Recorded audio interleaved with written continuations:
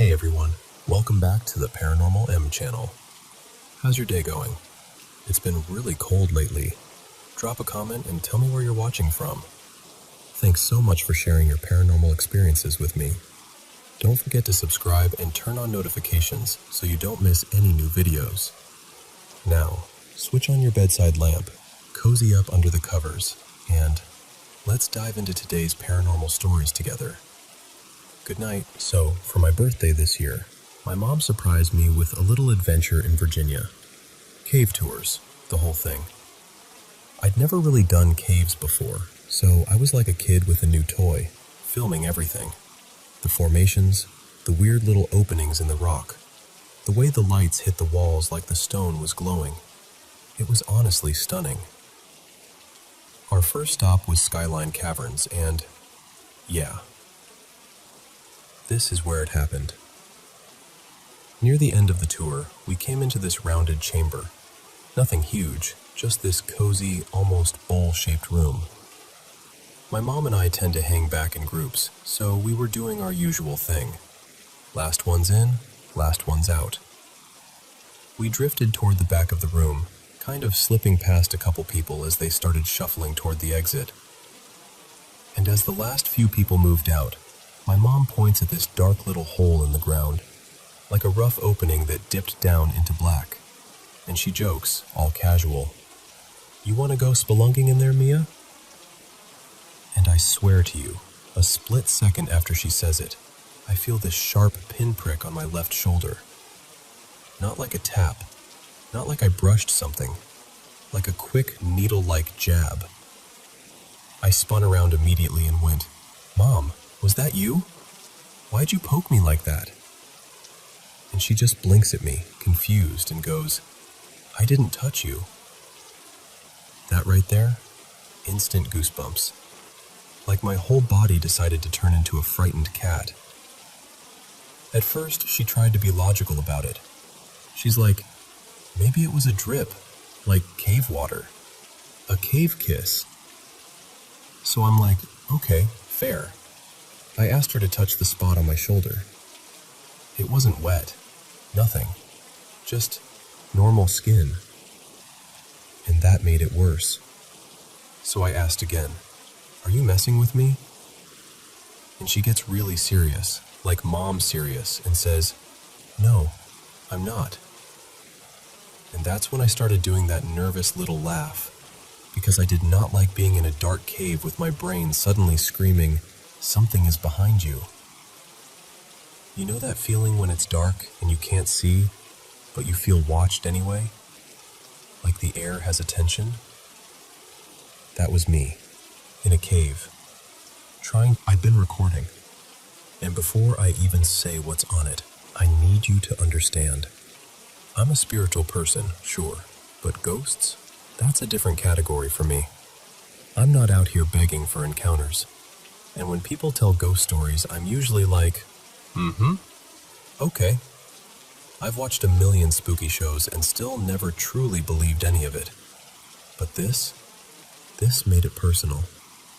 So I play back the clip, about 4 minutes or so, mostly because I wanted to see if you could hear the moment I asked my mom if it was her. I wasn't filming selfie style. I was filming the room and that creepy hole. And what I caught on audio made my stomach drop. About 6 seconds before my mom makes the spelunking joke, you can hear the last people shuffling out of the chamber. Their footsteps fade, and once the final person is fully out of frame, you hear very clearly, right on my microphone, "It's you." Or, "It is you." Something like that. But it was audible, like it was meant to be heard.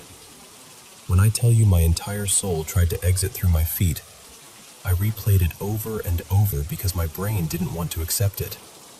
And eventually my mom goes, "What is it? What are you hearing?" So I let her listen. And she heard it too. And then, because apparently that wasn't enough, right after I say, "Was that you?" there's this faint mumbling, like a whisper right into the mic. Not the tour group. They were gone from the room, and when they'd been talking earlier, they were loud and echoey like normal people in a cave. This was different. Soft, close, like breath. And I couldn't make out what it was saying, which somehow made it even worse. Later that same day, we went to a couple more caves, and at one of them, Shenandoah Caverns, 2 women working there told us they've had their own weird experiences. My mom asked if they wanted to hear the audio. I didn't even tell them what it said. I just played it. And both of them immediately looked at each other and went, "Did it just say, 'It's you?'" First listen, no prompting. So yeah, that's where I'm at now. I went into this thinking I was just going to have a fun birthday, see some cool cave formations, maybe buy a tacky souvenir magnet. And instead, I left with the kind of experience that makes you rethink every horror story you've ever rolled your eyes at. And here's the thing, I'm usually calm in weird situations. I used to work in emergency response, so I'm not someone who panics easily. But that freaked me out. Like, a lot. And now I keep wondering, has anyone else had something creepy happen at that cave? Or any cave, honestly. And what in the world was that voice? And why did it sound like it was talking to me?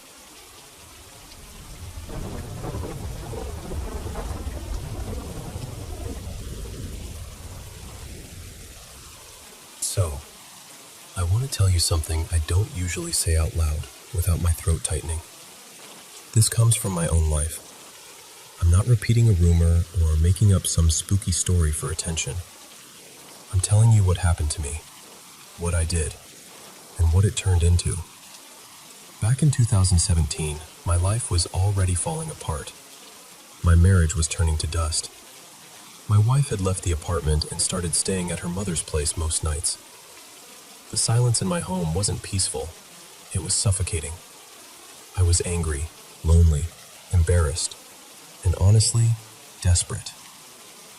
One night, scrolling online the way people do when they don't want to feel their own thoughts, I found a video with a title that still makes my stomach drop. Something like, "How to Summon a Djinn for Intimacy." I know how it sounds. Even saying it now, I feel ashamed. The video made it look simple. It said to draw certain old symbols, strange shapes, on your hands. Burn a specific kind of incense, oud, thick and expensive, the kind that clings to the walls. And then recite words under the open night sky. I didn't fully believe it. I think part of me expected a weird dream, a trick of the mind, something I could laugh off the next day. But that isn't what happened. That night, while I slept, I felt 3 hard strikes right against the back of my neck, like someone knocking on bone. I shot awake, heart racing, and I swear to you, I wasn't alone. There was a woman standing near me. Not a human woman, no. But she looked like one at first glance, and that's part of what made it worse. She was stunning, yes, but in a way that didn't feel safe to look at. Her hair was long and black like spilled ink. Her eyes, listen to me, her eyes were so dark they didn't reflect light. It was like staring into something that swallowed light. And she spoke, calm like she'd been invited. "I am yours," she said. "I came only for intimacy." Later, she told me her name was Ramisa. Just a slight difference in the way she said it, like the name didn't belong in my language. And she told me, almost proudly, that she was the daughter of someone powerful among her kind. The first encounter, it didn't feel like anything I'd known. It was vivid, physical, impossible. And when it was over, I lay there shaking, like my body didn't know whether to breathe or scream. The video had warned about one thing. It said after it happens, you must dismiss her. Recite a word, a phrase, 3 times, and then say nothing else. No questions, no panic, no conversation. Just the dismissal and silence, so she leaves. But I didn't do it. I didn't follow that step. I was too shocked, too frightened. I spoke to her, asked who she was, begged her to stop. I don't even remember clearly. and she only repeated, like it was a rule carved into her, "I am yours." And then she vanished. At first, I told myself it was over, that it was a one-night insanity. But the next day, she came back. And that's when she told me the price. Her voice was sweet, almost patient, like she was explaining a contract. "Divorce your wife," she said. "Cut ties with everyone. Obey me, and I will make you wealthy." I refused. I refused the divorce, refused abandoning my family, refused letting my entire life be swallowed by something I didn't even understand. And that's when the punishment started. And then she did something else that broke me in a different way. She planted a fear of water inside me. Not a normal fear, a paralyzing one. I couldn't wash properly. I couldn't cleanse myself the way I used to. Even standing near running water made my chest tighten and my hands shake. Days would pass where I felt filthy and trapped in my own skin. My relationships with people collapsed. My life with humans, intimacy, normal closeness, ended.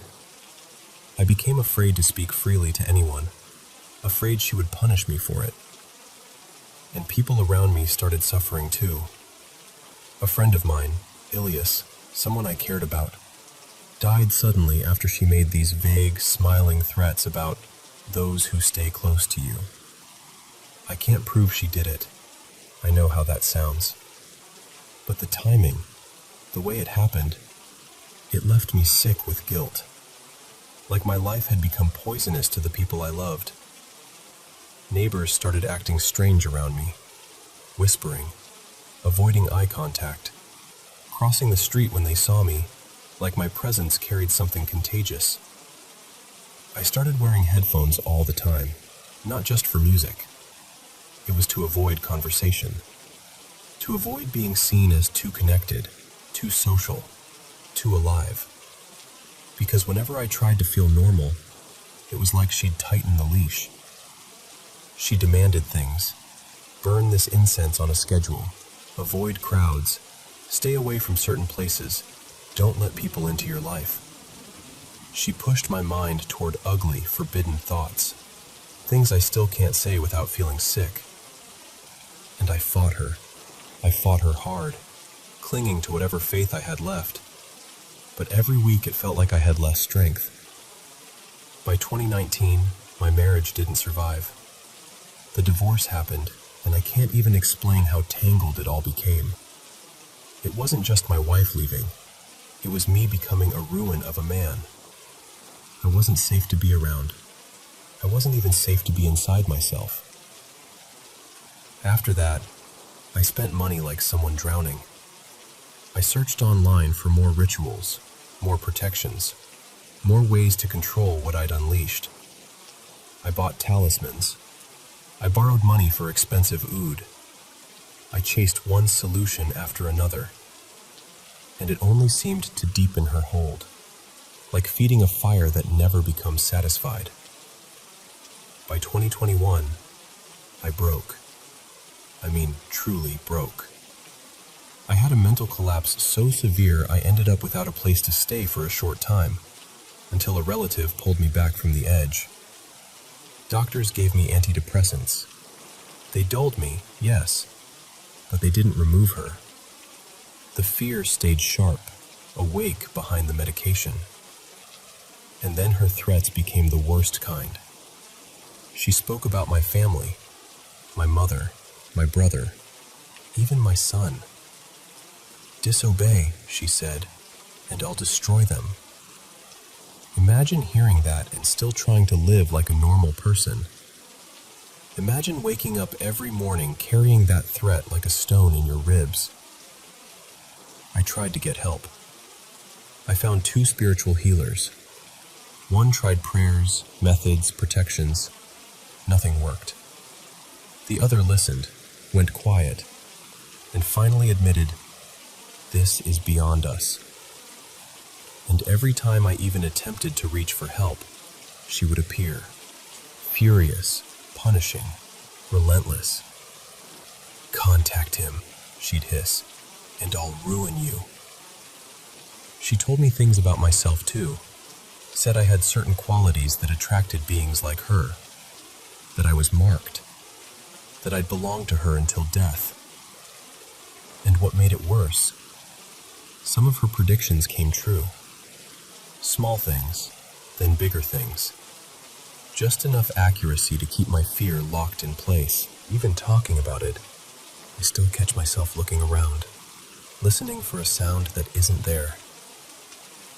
Because it feels like she's near.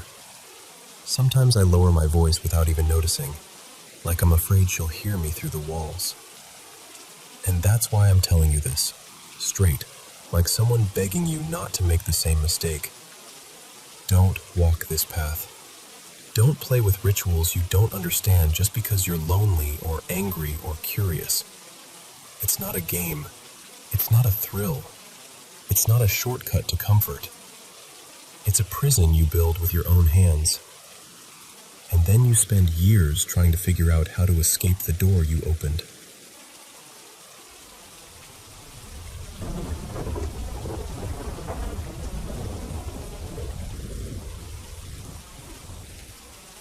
So, I lost my dad last year.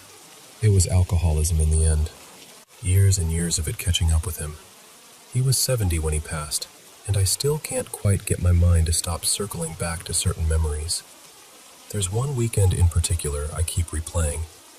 I was around 19, maybe 20, back when I was in college. I was driving home for the weekend, a long trip, like 4.5 hours. My mom and my stepdad lived at the end of that drive, but my dad, Don, lived pretty much right around the halfway point. On impulse, I decided I'd stop and see him on the way. I hadn't visited in months, and I felt guilty about that. So I called him while I was on the road. He sounded genuinely happy, like brighter than usual. He told me he'd cook something simple, said he was sober, said he'd been doing okay. I remember thinking, maybe this will be a good night. Maybe I'll get the version of him I miss. About an hour out, I called again, just to tell him I was close. When I got there, I walked in, and my stomach dropped. This was not the dad I expected to see. His hair was long and chaotic, like it hadn't been brushed in weeks. His beard was thick and uneven. His face looked worn down in a way that's hard to explain unless you've seen it. Like someone's spirit has been scraped thin, and he was completely wasted. Not tipsy, not had a few. I mean gone. I couldn't wrap my head around it. I kept thinking, how did this happen in an hour? Like he'd flipped some switch the second he knew I was coming. Or like something had grabbed him by the collar and dragged him straight back under. He was slurring, talking in fragments, not really tracking what I was saying. I tried to keep it light, tried to just be there, but it was like speaking to someone behind a foggy window. After a while, he shuffled into his bedroom and just collapsed onto the bed, flat on his back, legs hanging off the edge, boots still on, feet planted on the floor like he'd passed out mid-step. The light was still on. The room felt off, like it was holding its breath. It was late by then.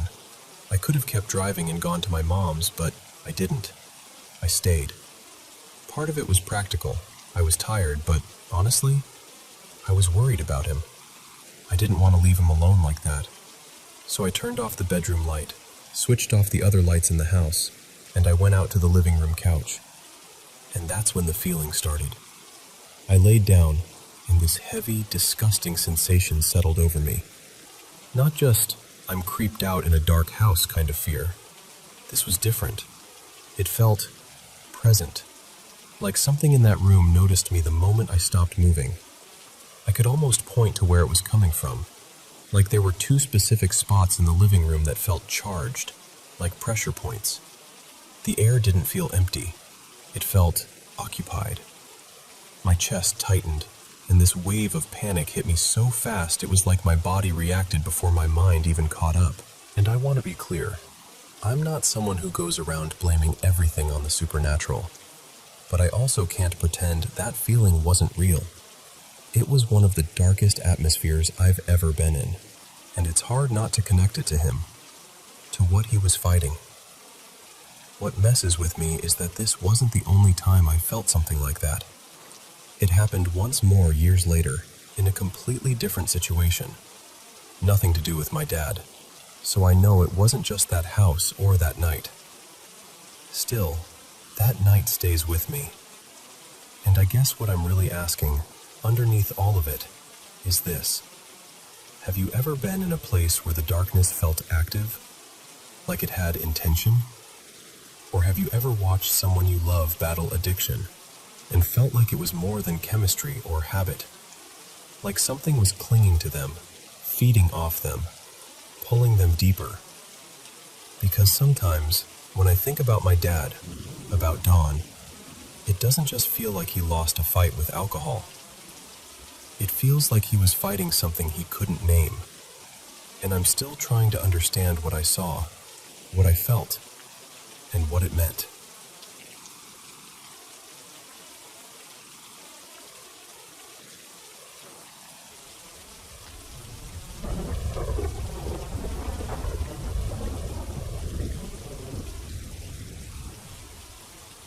So, I have to start by saying this. I was never the ghost story person. Like, at all. I'm the kind of guy who hears a creak in an old building and immediately blames the plumbing. Rational. Boring, even. But that was before the Don Cesar. Before that room. And before the night I woke up with something hovering over me in the dark. So close I could have counted her eyelashes. Staring into my eyes like she'd been waiting for me specifically. You can believe me or not. I'm not here to argue anyone into it. I'm just telling you what happened. Because I honestly don't know how to carry it alone anymore. I was headed down to St. Pete Beach for a professional conference, and I'd registered late, like last minute. The hotel was booked solid. No rooms, nothing. So I figured, fine, I'll stay a few blocks away, drive in, deal with it. Then, about 2 days before I flew out, I got a call. A room opened up. At the Dawn. It felt like winning a tiny little lottery, right? I remember smiling like an idiot while I confirmed it, because the Don Cesar is that place. The pink castle on the beach. You don't just casually get a room there when it's full. So I arrive, check in, do the normal small talk with the front desk, and they hand me my key. The slip says 803. I actually laughed and said something like, 803? That's fancy. The clerk didn't laugh back. Not exactly. More like a quick, polite smile that didn't reach the eyes. I didn't notice how weird that was until later, because the Don Cesar is, 7 stories? I'm riding the elevator, and sure enough, the buttons stop at 7. So I step off on the top floor, rolling my suitcase behind me, and I start walking the hallway looking for 803. And there's no 803. There's no 800 anything. I'm doing that slow hotel hall scan, squinting at door numbers, turning corners, thinking I'm just tired. Maybe I misunderstood.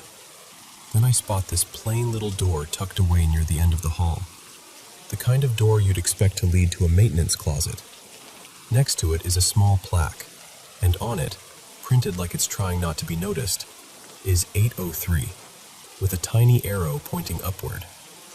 Upward. I open the door and there's a narrow stairwell, dimly lit, like it hasn't been used in a while. The steps creak. The air smells old. Not bad, just stale, like paper that's been stored too long.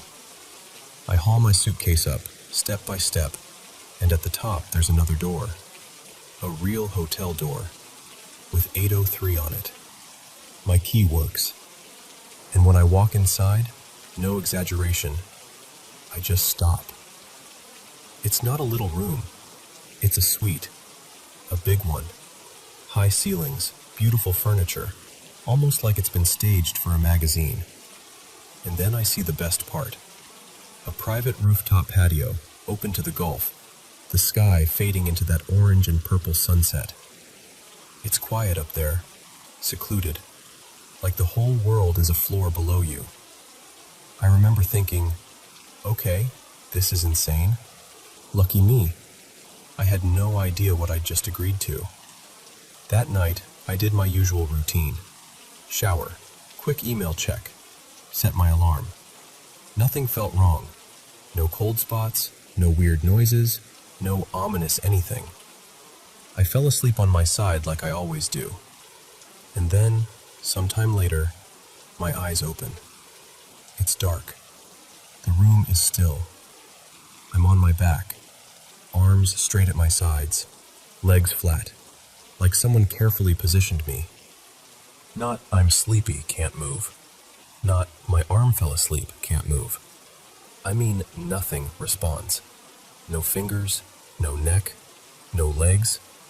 It's like my body has been unplugged. I can breathe, but it's shallow, like my chest is afraid to expand too much. And in that awful moment, when you're trying to stay calm but panic is rising anyway, I notice the clock glow across the room. A little after 3 a.m. And then, because my eyes are the only thing I can control, I look up. She's there, hovering above me. Not standing by the bed, not leaning over, hovering. She's inches from my face, suspended like gravity doesn't apply to her. She's wearing a pale, flowing dress that moves like it's underwater. Her hair is dark and loose, drifting softly around her shoulders. Her skin is so light it almost reflects what little darkness there is. And her eyes lock onto mine and stay there. She isn't snarling. She isn't shrieking. There's no movie theater jump scare. I gasp. Air floods my lungs, and I roll, hard, off the bed. I hit the floor like a dropped suitcase. And in the instant I'm down there, blinking, shaking, bracing for something to grab my ankles, they're gone. No woman, no man, no movement in the curtains. Just an empty suite. Except it doesn't feel empty. It feels charged, like the air is buzzing, like the room is holding its breath. I scramble backward into a corner, and my hand lands on the nightstand. The only solid thing I can grab is a heavy water glass, and I clutch it like I'm about to fight off an intruder with hydration.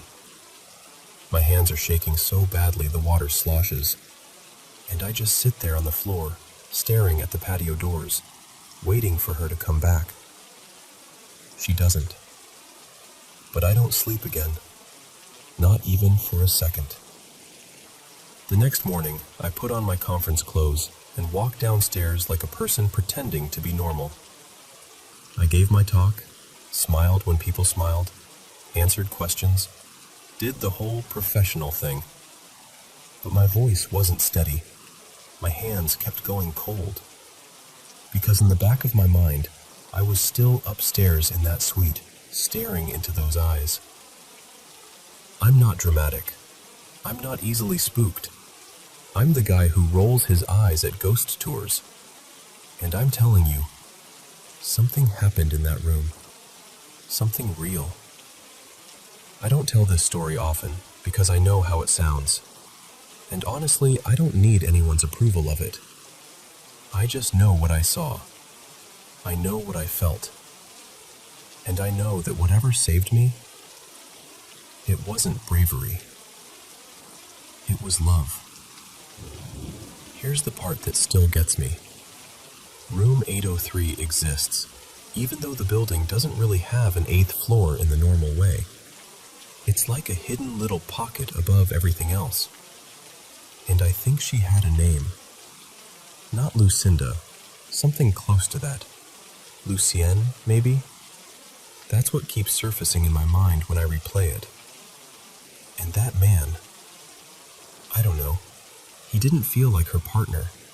He felt like a watcher, like someone stuck in the aftermath of her, still orbiting her, maybe trying to keep her contained, or maybe trying to keep people like me from being pulled in.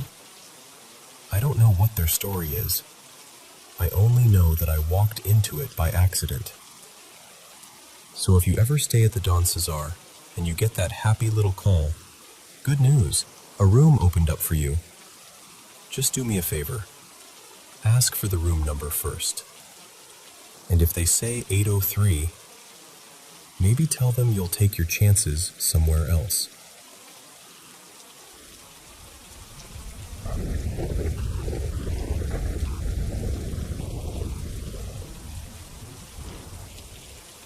So, there's this place just outside Louisville, Kentucky. It's called Waverly Hills Sanatorium. And I'm telling you right now, locals don't really treat it like a tourist spot once the sun drops. They'll talk about it in the daytime, sure, but after dark, most of them won't even look up the hill. It started out in 1910, built as a hospital for people with tuberculosis. On paper, it sounds almost compassionate, like a place meant for healing. But the truth is, once the disease swept through and the beds filled up, it became less like a hospital and more like a waiting room for the end. And they did things there that still make my skin crawl to think about. There's this passageway they built, part tunnel, part chute, so they could move bodies out without dragging them past the living patients. People around town call it the death chute. Just picture that for a second. You're in a bed, lungs burning, staring through barred windows, and somewhere beneath you, the dead are being rolled away like it's just routine. Some rooms had bars on the windows, like the building didn't want anyone leaving, whether they were sick or not. And a lot of them never did. That's the part people say didn't end when the hospital closed. Because the stories, they don't sound like the usual old building creaks kind of stories. People who've gone in, people who swear they're not the jumpy type, talk about hearing coughing in hallways that are completely empty, like it's right behind you, but when you turn around, nothing. And sometimes it's not just sounds. A guy I met, his name was Marvin, and he was the kind of person who laughs at horror movies. He told me he felt a hand land on his shoulder in one of the upper corridors. Not a brush, not a draft, a hand. He spun around, ready to snap at whoever did it, and he was alone, completely alone. Then there's this nurse people talk about. Not a nurse, like a vague shadow. They describe her like they've actually seen her. An old uniform, a calm glide down the hallway, the whole thing. They call her the woman in blue. And the messed up part is, people say if you try to follow her, she'll reach the end of the hall and just pass straight through the wall like it's mist. No footsteps, no door, just gone. And if that's not enough, there's a little girl too, supposedly on the second floor. White dress, small, quick footsteps, the sound of giggling echoing around corners. Which almost sounds harmless, right? Like a sad little leftover moment. But the way people describe it isn't harmless. They say she'll run, laugh, and then suddenly stop, like she knows you're there. And when she turns and looks at you, it isn't cute.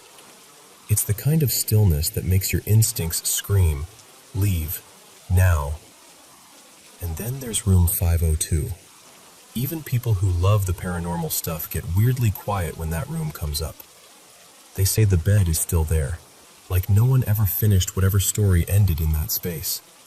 And the lights flicker like somebody's playing with you. On, off, on, off.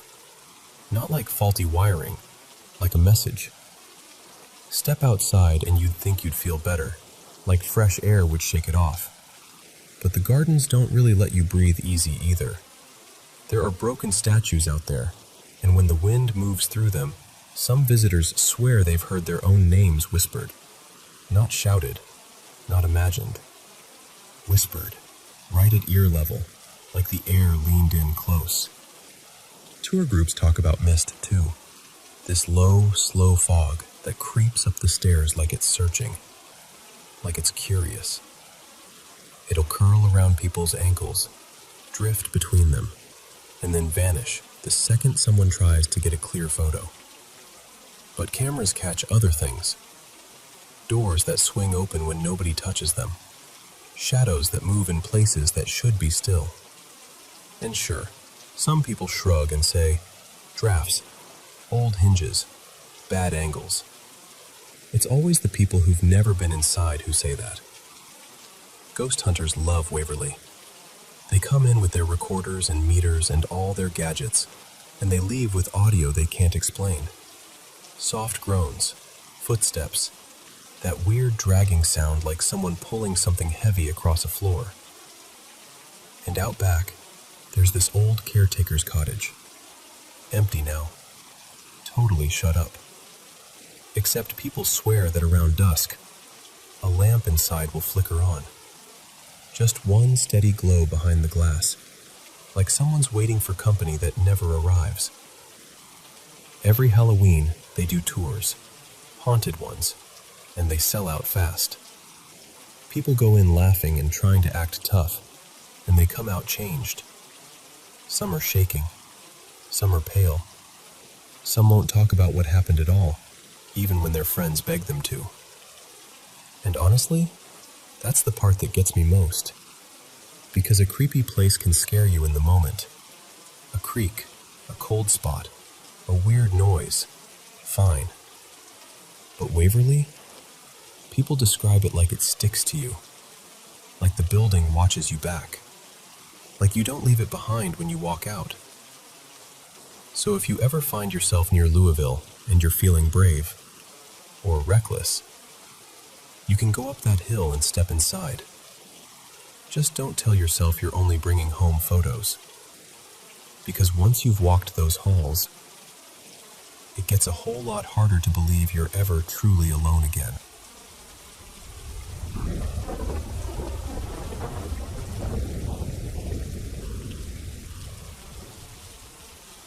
Hey, so I've been holding this story for a long time, and I'm just going to tell it to you the way it happened, because it still sits in my chest like it meant something. I was 18, pregnant, and riding a train up through Northern California, heading toward Colfax. I remember staring out the window and just crying. Quiet crying at first, then the kind where you can't stop once it starts. Like everything I'd been through up to that point was catching up with me all at once. I felt alone in this huge, moving world. And then, out of nowhere, I felt someone sit down to my right. But that's the thing. There wasn't anyone there. No body, no face, no voice. Just this presence. Heavy, solid, like the air had weight. I couldn't see it and I couldn't hear it, but I could feel it the way you feel someone standing too close behind you. And somehow, it communicated with me anyway. Not with sound, more like it dropped words straight into my knowing. So I did the only thing I could think to do.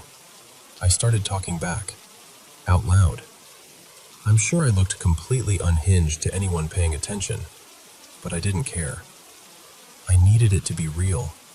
I needed to respond like it was real, because it felt real. And then it asked me something that still makes my throat tighten when I say it. It asked me for my heart. Not my physical heart, like, not the organ. I knew what it meant.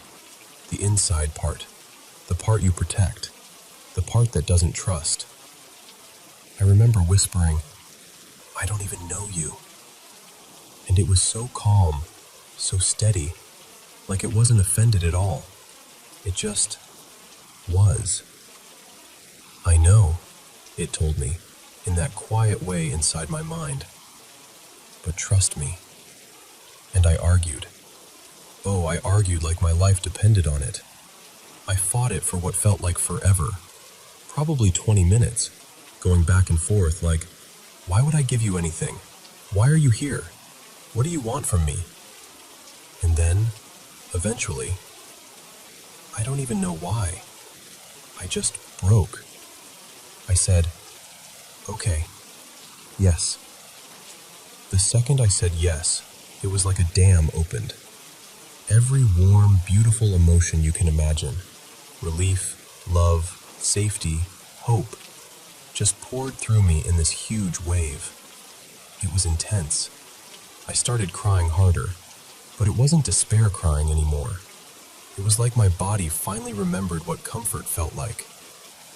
Then it told me to go to the observation car, the one with the big windows where people sit and watch the scenery. So I went. And that's where things got darker. Because I walked the moment he left, the whole observation car felt lighter. Like the air changed. Like everyone could breathe again. And I remember this other passenger, someone who'd been talking to him right before I came in, turning toward me like they'd just woken up, like the spell had broken. We started talking normally, like two strangers on a train, and it felt human again. After that, the presence stayed with me. Not constantly like a voice, but like a guide that could lean in whenever it wanted.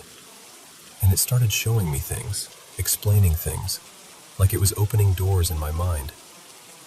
I suddenly knew stories from the Bible, and things from other spiritual teachings too.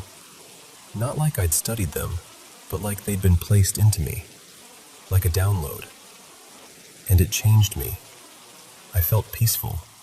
I could talk to people easily. I felt connected.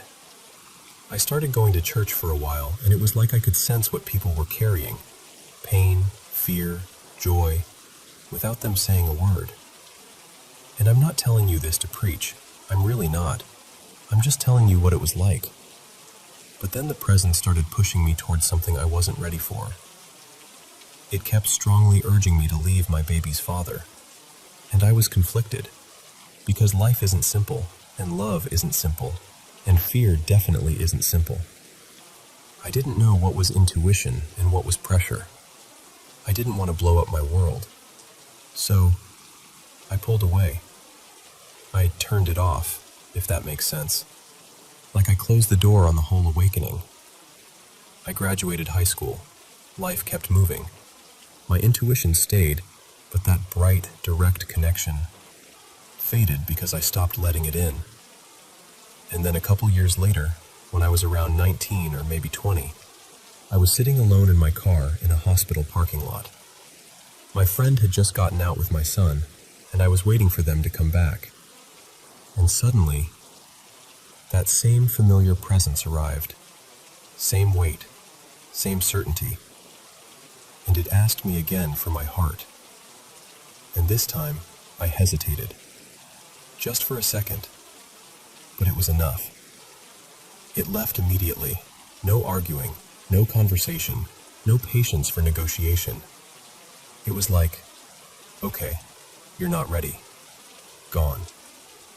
And I sat there feeling sick, like I'd failed some kind of test I didn't even understand.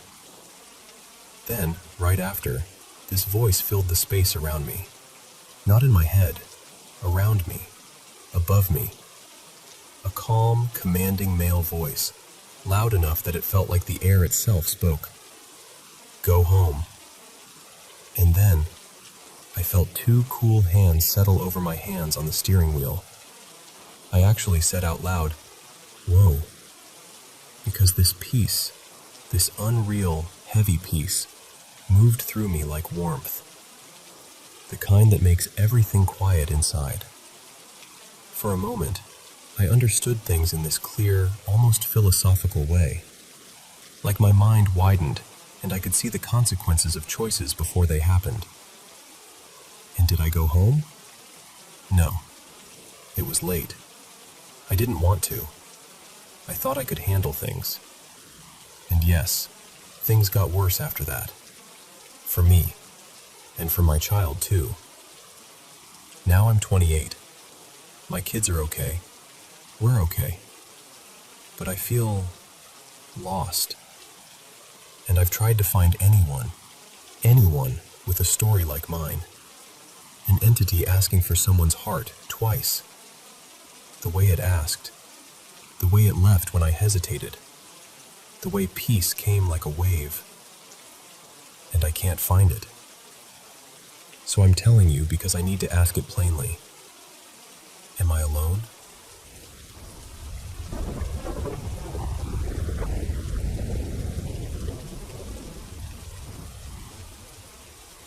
So, I have this thing about doors. Closet doors, bedroom doors, bathroom doors. Honestly, if it has a hinge, I want it shut. I've been that way for as long as I can remember, and people always tease me for it, like it's just some quirky habit. But it isn't. It started after one night at my parents' house, back when I was staying there for a couple of weeks, just trying to get my life sorted out. I can tell you pieces of what happened, clear as day. And then there's this blank space. Like someone took scissors to my memory and just cut the middle out. I woke up at 3:21 a.m. I will never forget that. Not the time, not what the router looked like, not what my cat did. My parents had this little fold-out couch bed in the spare room. Not a futon, more like a thin mattress pad that ended up really low to the floor when it was opened. So when I slept on it, I was basically eye level with anything down near the ground. And right at the foot of the bed was my dad's desk. Under it, on the floor, sat their internet router, one of those plain boxes with a row of tiny green LED lights on the front. It always blinked in this steady little rhythm, like it was breathing. Blink, blink, pause, blink. Just constant motion. Familiar enough that I'd stopped noticing it. There was also a window behind my head. I'm only mentioning it because, well, later it felt like it mattered. And my cat, my sweet, clingy little shadow, was with me. She'd come with me to my parents' house and slept in the room with me every night. That night, she was curled up near my legs like usual. So I wake up kind of suddenly, and my eyes drift left to the clock. 3:21 a.m. Then I blink a few times, trying to figure out why I woke up at all. A few seconds later, my cat lifts her head. Not slow and sleepy, sharp, like she heard something. She stands up and steps quietly toward the foot of the bed. I remember watching her because it felt strange, like the air had changed, like something had shifted, but nothing obvious was happening. And then, the router lights stopped. Not they flickered or the internet cut out. I mean, they froze, mid-blink, like somebody hit pause on them, like time itself just snagged. My stomach dropped, because that router always blinked. Always. It was the most predictable thing in the room. My cat froze too. She arched her back in this perfect, rigid curve and stared, not at the desk, not at the floor, up and toward the back of the room, toward the space behind my head, toward that window. And I remember thinking, in this weird, disconnected way, what is she looking at? There's nothing there. But at the same time, I could feel this heavy, crawling sensation starting at my shoulders, like my body knew something my eyes hadn't caught up to yet. My cat held that arched pose for a beat, completely motionless, like she was trying to decide whether to fight or run. And then she bolted. She didn't scamper. She didn't jump off the bed and wander away. She launched across the room like she was escaping something, nails skittering on the floor, and disappeared out of sight. And that, right there, that's where everything just drops out. Like someone yanked the tape out of a recorder. There's nothing. No sound, no movement, no sense of time passing. Just a hard, clean gap. The next thing I remember is waking up sometime after 5 a.m., and I'm in full sleep paralysis. My eyes are open. I can see the room. I can see the dim shape of furniture. But I can't move a single muscle. Not my arms, not my legs, not even my fingers. I try to scream. Nothing comes out. My heart is pounding so hard I can feel it in my throat, and I'm trying to breathe like normal. But even that feels shallow and wrong. And my brain is panicking, going, move, move, move. And then, this is so random, but it's true. My mind flashes to that scene in Kill Bill, where she tells herself to wiggle her big toe. So I focus on that. Just that one tiny movement. Wiggle your toe. Wiggle your toe. come on. It takes forever. Maybe minutes, maybe longer, I don't even know. But finally something breaks loose. I can move again. I sit up, shaking, and I still can't make a sound. My mouth feels sealed, like it's forgotten how to open. I don't remember standing up. I don't remember how I crossed the hallway. I just remember reaching my parents' bedroom door and pounding on it with everything I had. My mom opened the door, half asleep, and the second I saw her, I completely fell apart. I buried my face into her shoulder, and I'm shaking so hard my knees feel weak. I'm sobbing, like ugly, breathless sobbing, but my mouth stays shut. It's like I'm crying through clenched teeth. Tears just pouring down my face, my whole body trying to scream, but no sound coming out. I can feel my mom's arms around me, and I can hear her voice, but it's muffled, like I'm underwater. My dad gets up, confused and worried, and they keep asking me what happened. And I can't answer. I can only show them that something is wrong. Eventually, they guide me back to bed and tell me, gently, logically, that it was probably a night terror. That sleep paralysis can happen, especially if you're stressed. That my brain basically glitched between dreaming and waking. And maybe that's all it was. But I know what I saw. I know those lights stopped in a way that didn't make sense. I know my cat saw something, because cats don't arch up like that for no reason. They don't run like that unless they're scared of something real, something they think is right there. And I know there's a chunk of time, at least an hour, maybe more, that is completely deleted from my memory. We never talked about it again in my family. It became one of those unspoken things, like if we ignored it hard enough, it wouldn't be real. But the aftermath followed me. Because now, when I walk through my house at night and a door is open, even just cracked, I get this sick, eerie feeling in my chest. Like something might be waiting just out of sight, ready to round the corner the second I look away. So I close the door. Every time. I close it like it's instinct, like it's protection. And sometimes I wonder if I did see something that night, something my mind refused to keep, something so frightening it just erased itself. I don't know. I only know that ever since then, an open door at night doesn't feel neutral to me. It feels like an invitation.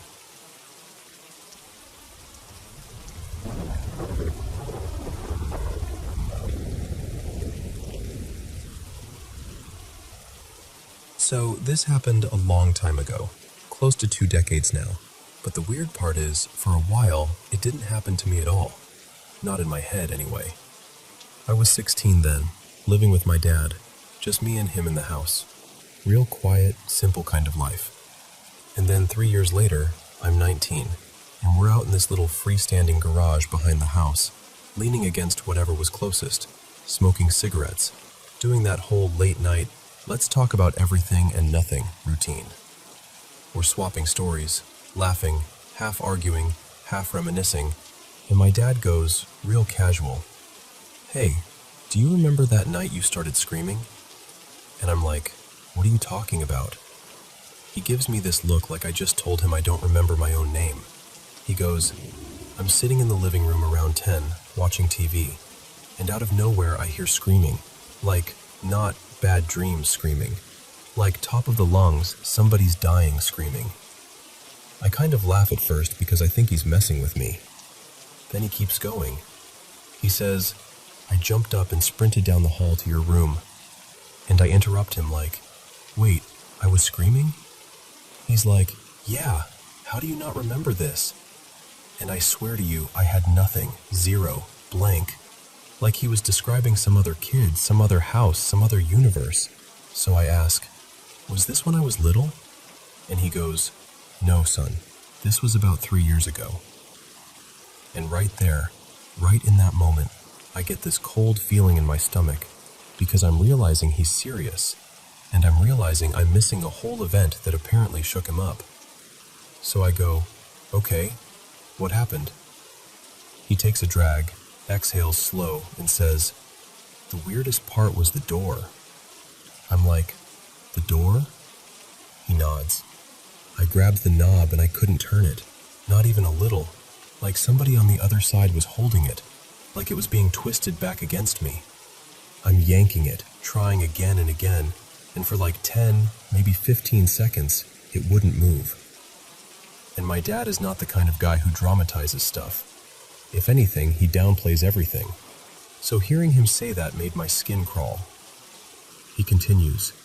Then suddenly it turns. I get the door open. I flip the light on. And he pauses, like he can still see it. He says, "You were standing on your bed, shoved into the corner of the room, screaming like you were looking at hell itself. Your face, man, your face was pure terror." He tells me he called my name, stepped closer, and after a few seconds I sort of snapped out of it. Like I came back online and recognized him. Then I asked the question I didn't even want the answer to. What did I say was happening? And he goes, "You said there were things in the room with you." And the second he says things, it's like someone reached into the back of my head, grabbed a file I didn't know existed, and ripped it open in front of my eyes. I swear, my eyes watered instantly. Not because I was trying to be dramatic, because the memory hit me that hard. Here's what I remember. I'm asleep. Normal. My bed was in the far corner of the room, opposite the door, and they were lined up on two sides of the bed, so close it felt like the air had thickened. I stood up instantly, like my body moved before my brain even decided to, and I backed up on the mattress into the corner, trying to get away without stepping off the bed. And that's when I realized there were more behind the first row. Not 3, not 5, a whole crowd. I don't know the exact number, but in my mind it felt like 15, maybe 20. Way too many for a room that was only, 10 by 12? It felt packed, like the room was full of bodies but somehow still silent except for me. Because I started screaming. Not a controlled scream, not a "Dad" once or twice. I mean full-on panic, begging for help, voice ripping out of me.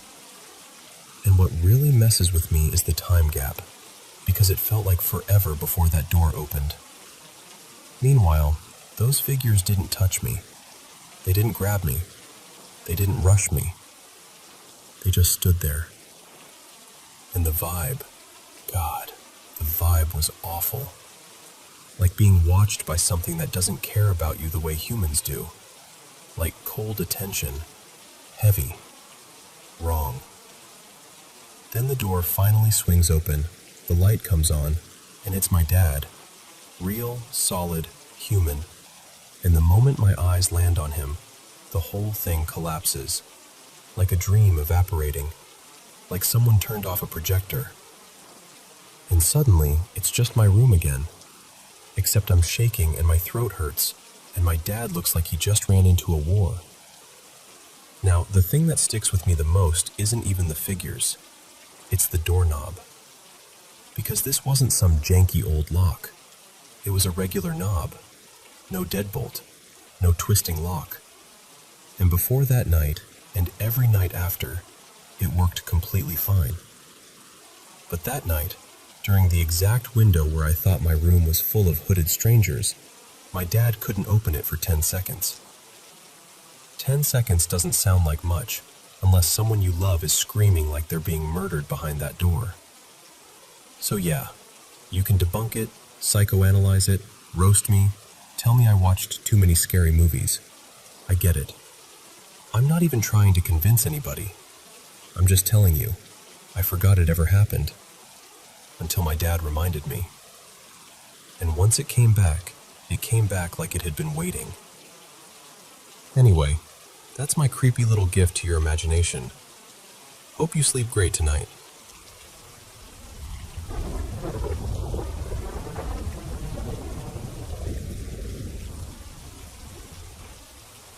Okay, so this happened years ago. Honestly, it's been more than a decade now. But it still sits in my brain like it happened yesterday, and I've always wondered what the heck it was. I was 13, and I was practicing a dance routine for a competition. I was one of the younger girls on the team, and I was terrified I was going to mess something up and ruin it for everyone.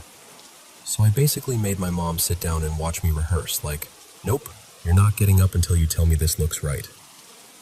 We were in our living room, and from where I was practicing, you could see straight into the backyard through these two big windows. It was daytime, normal, boring, nothing creepy about this kind of day. So I'm doing the routine, and there's this part where I dip down low, like a quick crouch, and when I popped back up, there she was, right outside the window. A woman, or something that looked like a woman. She had long, dark hair, and she was wearing this sleeveless white dress, except it wasn't clean. She looked like she'd been dragged through dirt. Her skin was this sickly pale color, like gray-white, almost like she didn't belong in the sunlight. And her eyes, God. Around her eyes was this heavy black ring, like someone had smeared black makeup in a circle, but it wasn't makeup. It looked fused to her face. And the worst part is, I couldn't even really see her eyes, because they were black too, just dark, hollow looking, blending into the shadows around them. And she was staring straight at me, not moving, not blinking, just locked on me. I froze so hard I swear my whole body turned into stone. I don't even know how long I stood there, but it felt like forever. Like the room got quiet in that weird way it does when you're scared, where you suddenly hear your own heartbeat. And then my mom goes, "Honey, what is it? What are you looking at?" Her voice was tense, like she could tell something was wrong because I just stopped mid-dance and I was staring past her.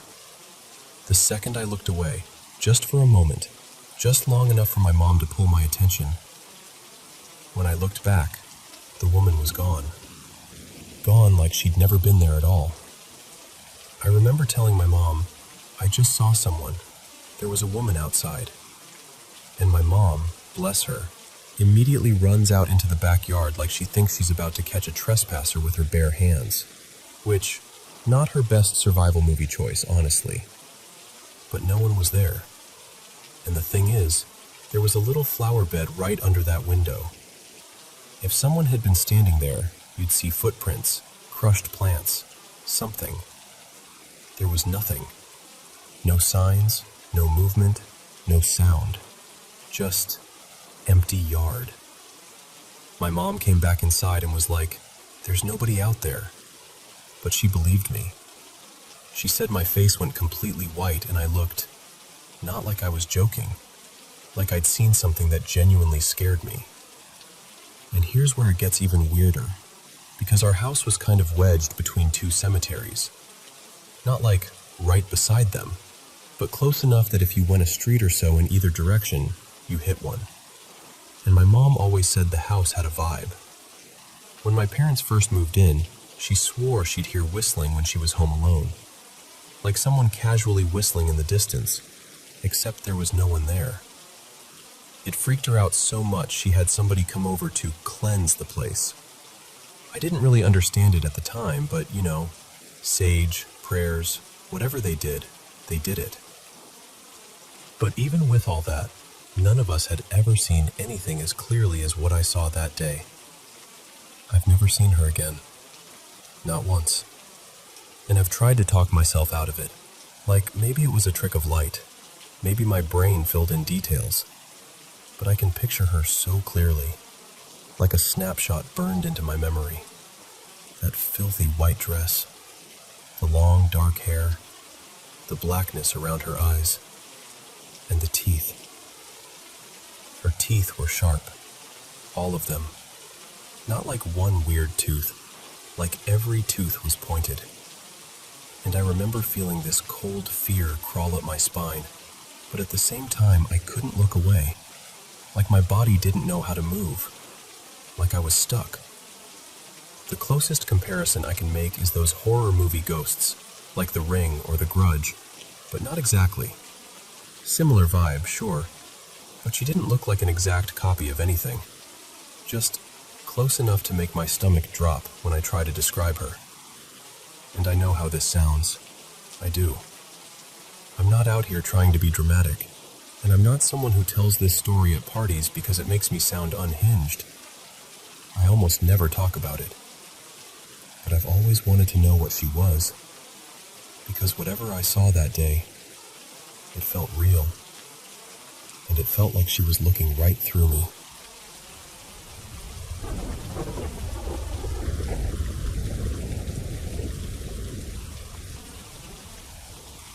So, my dad and I have always been those people. The ones who can't resist anything ghosty, alien, paranormal. Basically anything that feels like it doesn't belong in our world. We'll watch documentaries, swap theories, freak ourselves out for fun. It's kind of our thing. Back when I was younger, we lived out in Idaho for a while with my dad's buddy. His name was Ronan. I honestly couldn't tell you the exact town, only that we were way out there. Like, the closest big store was at least an hour away, and once you left the house, it was just trees and darkness and wilderness stretching on forever. And out there, the sky was unreal. No streetlights, no glow from a city, just stars. So many stars it almost looked fake, like someone spilled glitter across black velvet. You could see these hazy streaks in the sky that looked like distant galaxies. One night, I'm standing at my bedroom window just staring. Totally peaceful, just soaking it in, when I notice something that snaps me right out of that calm. 3 lights, different colors, hanging in the sky in a perfect triangle. And I don't mean like, oh, maybe it's a plane. I mean, these lights looked huge and steady, like they were pinned up there. I didn't even think. I just bolted out of my room. Dad and Ronan were in the living room talking, and I'm like, you have to come now. They both look at me like I'm being dramatic, but they followed me anyway. We step out onto the front porch, and the second they see it, nobody's joking anymore. All 3 of us are just standing there, staring up, trying to make it make sense. No blinking, no movement like normal aircraft, just this silent triangle of colored lights hanging over the tree line like it was watching us right back. We stood there a couple minutes, whispering guesses, satellites, drones, some weird reflection, anything that would make it feel normal. And then, right when we're about to go back inside, we hear it. This sound from the left side of the house, down where the trees start. A snarl, but not like any animal snarl I've ever heard. It was warped, jagged, almost like a screech that had been dragged through something broken. I know that sounds dramatic, but I swear, it didn't sound alive in the way animals usually do. It sounded wrong, like the noise had edges. We couldn't see anything. It was pitch black out there, but the sound was close enough that all the hair on my arms stood up. Ronan didn't hesitate. He rushed back inside, and I realized a second later what he was doing. He came back out with a gun, and I remember this cold drop in my stomach because that was the moment it hit me. He thinks this is dangerous. He aimed into the darkness and fired. 1 shot, then more, into the trees where the sound came from. And then we heard footsteps. Fast, heavy, coming right at us. Not circling, not retreating, charging. It felt like the whole night tightened around us. The steps rushed closer, and then, this part still makes my chest feel tight. It sounded like it went under the porch. Ronan and I ran inside so fast I don't even remember my feet touching the floor. But my dad stayed out there. I turned and saw him frozen on the porch like someone had hit pause. I started yelling, "Dad! Dad, get inside! Now!" Over and over, louder each time, panic turning my voice sharp. And he didn't move at first. It was like he couldn't. My dad was pale. He kept rubbing his hands on his jeans like he was trying to get feeling back into them. And then he said something I'll never forget. He told me he couldn't move because he could feel it under the porch. Like a vibration, strong enough that the wooden boards beneath his feet were trembling. He said it felt like whatever was underneath him was alive and powerful, like it was humming through the floor. We tried to peek out the window, still terrified, still half expecting to see something. And that's when we realized the triangle lights were gone. Just gone. The sky was back to normal, like nothing had ever happened. The next morning, the sunlight made everything feel almost embarrassing, like, okay, maybe we overreacted. Maybe it was just some animal and our brains turned it into a horror movie. But then my dad told me, "Come here, I need to show you something." He stored his RC stuff under the porch. Cars, little planes, all that. No idea why he kept it there, but he did. He crouched down, reached under, and pulled out one of his RC cars. And it was ruined. Not cracked, not chewed, not broken. Melted. Like it had been left too close to a fire, except there was no fire. The plastic looked warped and collapsed in on itself. And the weirdest part? That was the only thing under there at the time. My dad just stared at it, and then looked at me like he was waiting for me to say something that would make it make sense. But I couldn't. Because how do you connect 3 lights in a triangle in the sky? A distorted, snarling thing in the trees. Footsteps racing under the porch. A vibration strong enough to freeze my dad in place. And then a melted RC car the next morning. To this day, we still don't have a solid answer. Sure, you can say animal or coincidence, and maybe that covers one piece of it, but not all of it. Not together. Not in that order. And honestly, I don't know what we encountered that night. I just know I'll never forget the way that sound felt. Like it didn't belong to anything that's supposed to exist out there in the dark.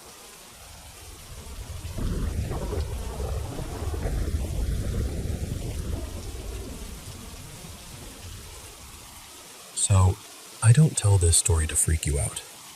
I tell it because it still feels so real, even all these years later. Back in July of 2013, my boyfriend at the time and I moved into this little house in a quiet hamlet in upstate New York. It was one of those places where the roads get narrow, the nights are really dark, and it's so peaceful you can hear the trees moving. We got there before our furniture did, so the first few nights were kind of like camping indoors. We had air mattresses on the floor, a pack and play for our 1-year-old, and a baby monitor. Just sound, nothing fancy.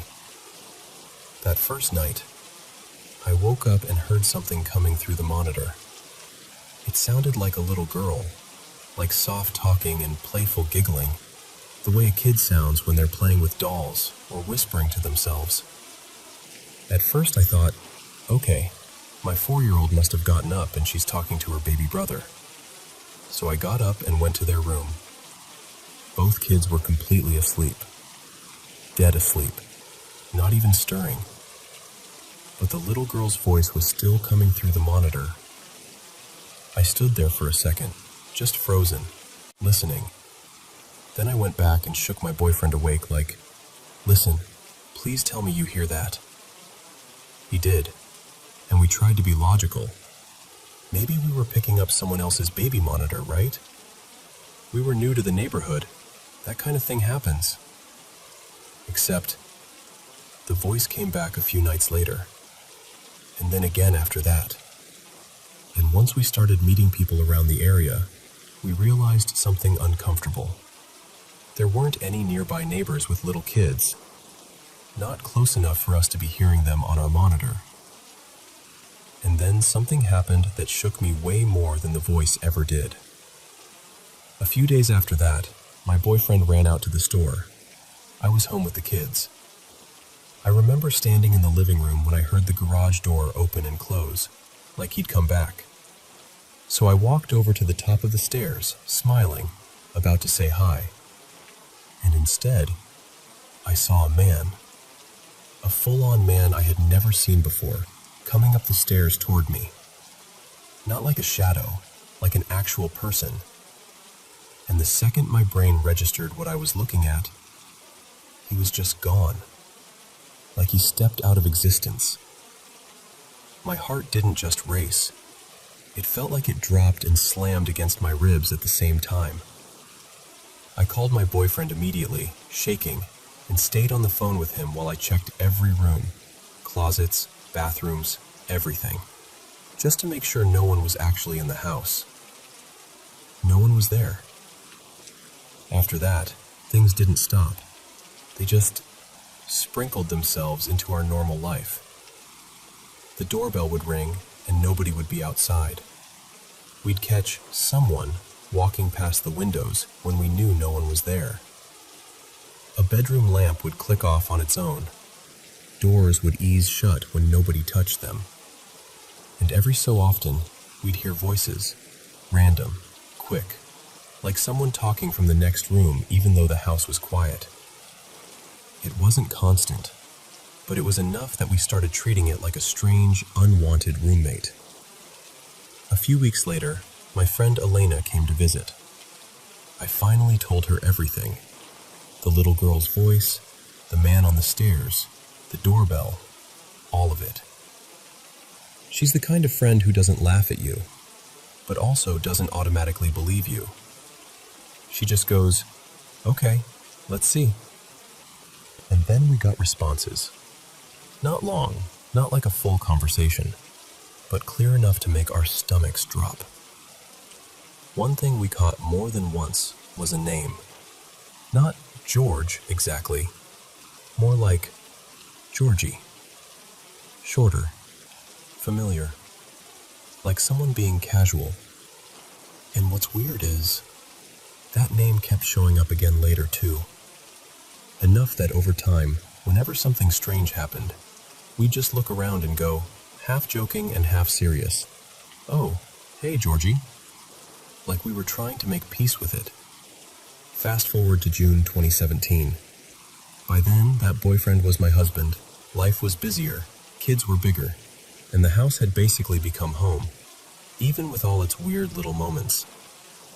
One afternoon, my husband took one of the kids to an appointment. I stayed back with our 1-year-old, waiting for the others to get off the bus. And somehow, still don't understand how, when I closed the front door with my baby on my hip, the deadbolt was locked. A deadbolt. Not the handle lock. The deadbolt. There's no way to accidentally deadbolt it from the outside. And my phone was inside, of course, because why would life ever be convenient? So once the kids got off the bus, we walked to our elderly neighbor's house to use their phone. They were sweet, offered the kids ice cream, sat us down like it was the most normal thing in the world, and we just waited. When my husband finally came back with the key, he joined us outside, and we all ended up chatting for a bit longer. And then, completely out of nowhere, our neighbor goes real casual, like it's small talk. "You know, back in the 70s, a man a few houses down fell while working on his roof, and he died." I remember my whole body going cold because the thought hit me instantly. That's him. That's Georgie. But I didn't say anything. I didn't want to sound crazy, so I just nodded and filed it away. Later that night, once we were back inside, I couldn't let it go. I looked up the property history and old owners in the area, and sure enough, there was a George connected to that stretch of houses. So I typed the name into Google just to see what would come up. And I found it. An article, a real one, about a man who died after falling from scaffolding while doing roof repairs. And when I saw the photo, I swear my hands started tingling, because it was the man I saw on the stairs. That was the moment everything changed for me. Not because it made me feel safe exactly, but because it made me feel validated. Like I wasn't imagining things. Like the house wasn't just creaky, or my nerves weren't just too sensitive. Even now, I still don't have answers for everything. I don't know why he's still around. I don't know who the little girl is, or why we heard her through the monitor first. And I don't know why some days are quiet and other days feel crowded. But I do know this. That house has a history. And for whatever reason, it doesn't keep it to itself.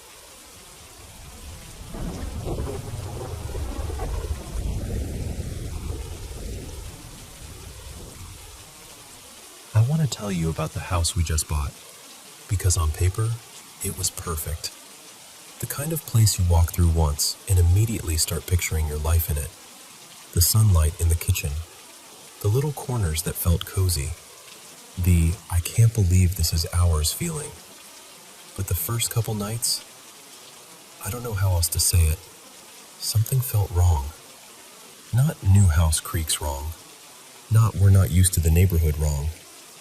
More like my body was reacting before my brain could explain anything. I'd be lying in bed next to my partner, Eli, and everything in me would just tense up, like the air was heavier than it should have been.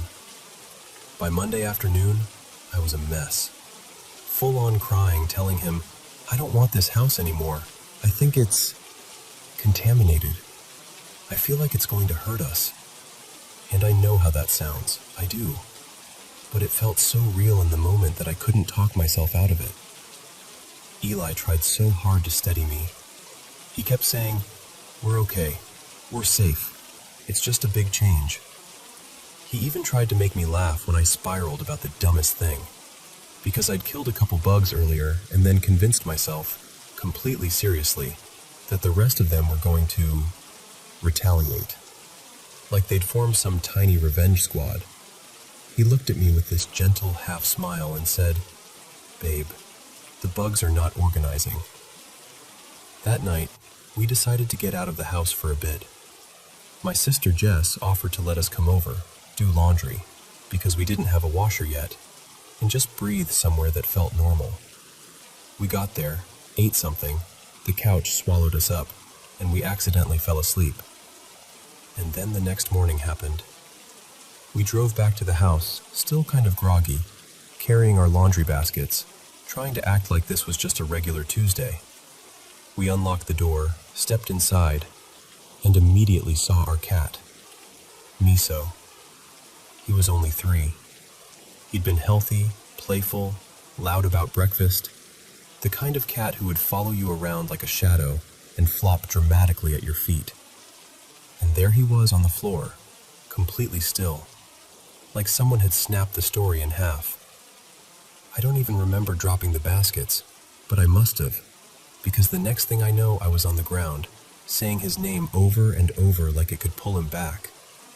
Eli went searching for our other cat, Nori, because she was nowhere in sight. He found her hiding, wide-eyed, trembling, but alive. We got her out of the house as fast as we could, and I need you to understand what that did to me. The first real memory we made in our new home was finding our beloved cat dead on the floor. After that, everything felt darker. Like whatever off feeling I'd had before wasn't just nerves anymore. It was grief, yes, pure grief. But it also felt like the house absorbed it and turned it into something sharper. We tried to fight it. Yesterday we threw a little cookout, more like an unofficial housewarming, even though it didn't feel like warming anything. We invited family and a few close friends. People showed up with food, with cleaning supplies, with boxes they were willing to carry. They helped us unpack and laugh and move furniture and tell little stories in the rooms, like we were trying to fill the house with anything human and kind. And while everyone was there, it worked. It really did. For a few hours I could breathe. I could almost believe we were going to be okay. But after the last car pulled away and the house went quiet again, that heavy feeling crept back in like it had been waiting behind the door, so we didn't stay. We took Nori, packed a bag, and went back to my sister Jess's place. And I hate admitting this, but I'll be honest with you. I feel completely convinced that if we move back in and try to live there, we're going to die. I know that sounds extreme. I know. But that's where my mind goes, and it grabs on like it refuses to let go. We're still waiting on the necropsy results for Miso. They called with the initial exam and said they didn't see anything obvious. No signs he got into cleaning products or poison, nothing like that.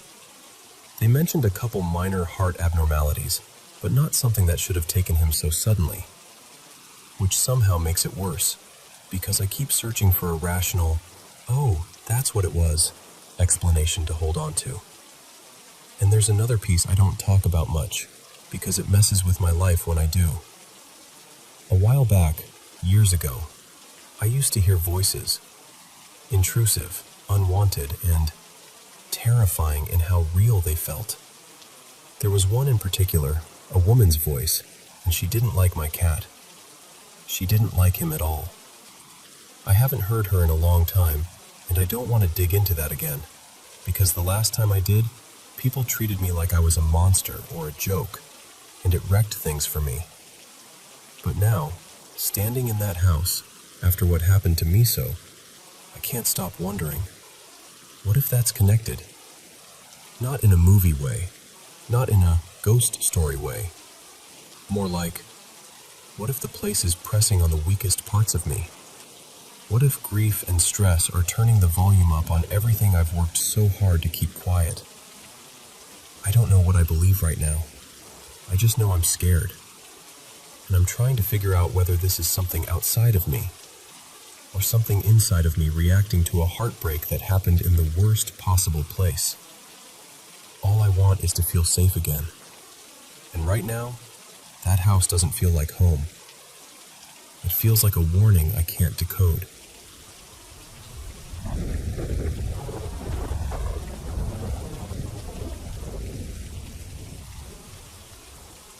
Hey, so I don't tell this story to just anyone, because even now, I'm not sure how it sounds from the outside, but I'm going to tell you the way it happened to me. It started when I was about 5 weeks postpartum with my first baby. You know that newborn life. Half asleep, sitting up in the dark, trying not to fully wake up while you make a bottle. I remember I was holding her, watching her little face, and then I saw it. Not in the room exactly, in her eyes. Like when you look into someone's pupils and you can see a reflection. I saw this tall, black shape behind me. Just a solid figure, no face, no features. My whole body went cold. I turned my head so fast I nearly pulled my neck, but there was nothing there. So I tried to reason with myself. I looked again, back into her eyes, and there it was again, behind me, watching. I turned on the lamp, checked the room, checked the corner, checked the space behind me. Nothing. And the thing is, behind me was just a blank wall, white and plain, only a couple steps from the bed. There wasn't even anywhere for a shadow to hide. I turned the light off again, looked back into my baby's eyes, and it was gone. That was the first time I met it, whatever it was. After that, the house started to feel crowded. Like there were places where I'd walk and it felt like I'd brushed right past someone, even though no one was there. The worst spot was because the woman, my Nan, I think, didn't feel threatening. But the dark figure? That was something else. Completely different. Different weight in the air. Different energy. Like one presence was familiar and protective, and the other was hollow and heavy. My little brother used to come over late sometimes and knock on my window to mess with me. He did it one night, and I called out, half asleep and annoyed, "Stop it, leave me alone." But the knocking got harder and faster, and it didn't stop. I got angry, like proper angry. I grabbed my phone and turned the flashlight on, ready to march to the window and tear him a new one.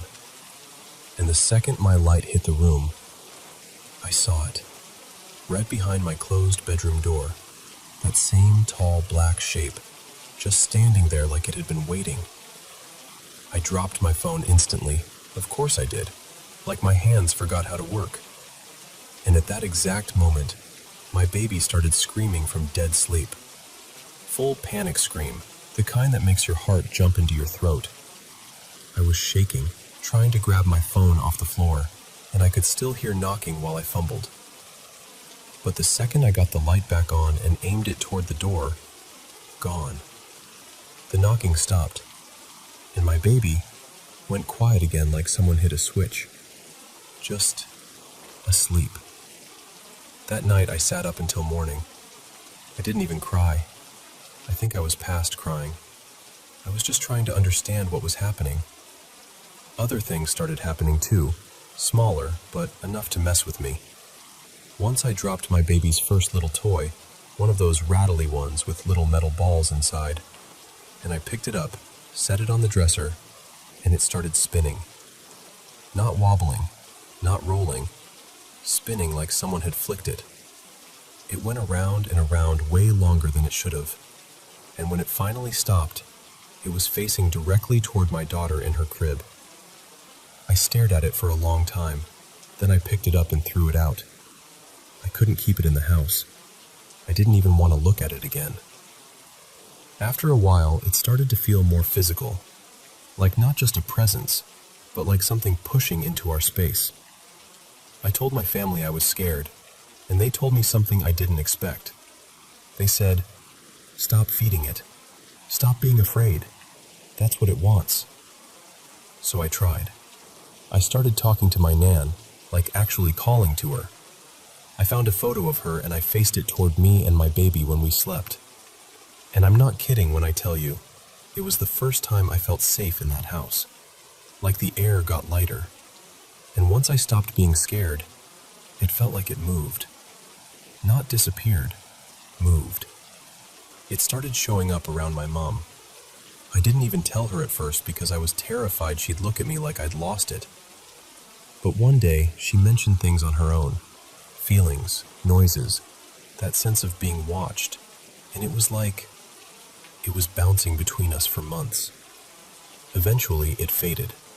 I can't even tell you how. It just stopped being loud. That was about 6 years ago now. Then, near the end of 2023, after my granddad passed, everyone called him Pop, but I called him Papa. I felt it again. We were staying with family for the service, and on the second night, I went back to my uncle's house to grab blankets and clothes. My partner, Jaden, came with me. We pulled into the driveway at night, and the second the headlights hit the house, I got that same feeling. Like my body knew before my brain could catch up. I told Jaden, "Wait, don't get out yet." He looked at me, and I could tell he felt it too. He didn't even ask what I meant. His face changed. His posture changed. That quiet kind of fear you can't fake. I whispered, "I think someone's here." We stopped at the back gate. I've never seen Jaden hesitate like that. He was looking at the dark like he expected something to step forward. He didn't want to go through. But I did. And the second my foot crossed that gate line, I felt surrounded. Like the air became thick and full of bodies. I got claustrophobic. My chest tightened and my heart started racing like I'd sprinted. It felt like we were walking through a crowd, except it was silent, and everyone was staring, and the space was closing in, squeezing. I rushed to the back door, hands shaking, and as I unlocked it, I called out loud, "Papa, Papa, please." And I swear to you, the second I said his name and opened that door, it was like a pressure valve released, like someone lifted a weight off my shoulders. The house felt peaceful, still, normal. We grabbed what we came for. We even went into the spare room, the room I used to avoid, and it felt okay. Like whatever was inside didn't want to come through the door with us. But when we went back outside to lock up, I felt it again. That same dark energy from years ago. Like it was crouched near the hedge by the gate, waiting, watching. We didn't run, but we walked fast and we didn't look back. I felt this huge relief getting back into the car, like escaping a place you didn't realize was suffocating you until you finally breathe again. We drove off, and I felt it at the front of the house, like it was standing there watching us leave. We didn't speak for a few minutes. My mind was trying to make it make sense, like nothing happened, but also everything happened. Then Jaden finally said, "Did you feel that?" And I swear I nearly cried from relief. Not because it was good news, because it meant it wasn't just me, but because I finally knew I wasn't imagining it. He described the same exact things I felt. The movement, the pressure, the way the air changed. And later, while we were driving, I felt this chill like something was right behind us in the back seat. Before I could even say it, Jaden tilted the rearview mirror upward and said, "I don't want to see. It feels like something's right behind my neck." We never went back to that house after that. And the strangest part is, I don't feel scared the way I used to.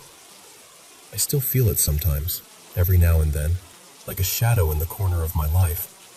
But it doesn't own me anymore. When it happens, I call to Papa. I call to my Nan. And the air feels lighter again. I don't know what it is. I don't know if it's grief or something spiritual or something I can't explain with words. But I know I'm not the only one, because other family members have heard the same footsteps, the same noises, in the same parts of the house. So, that's my story. And honestly, I'm still trying to decide what I believe.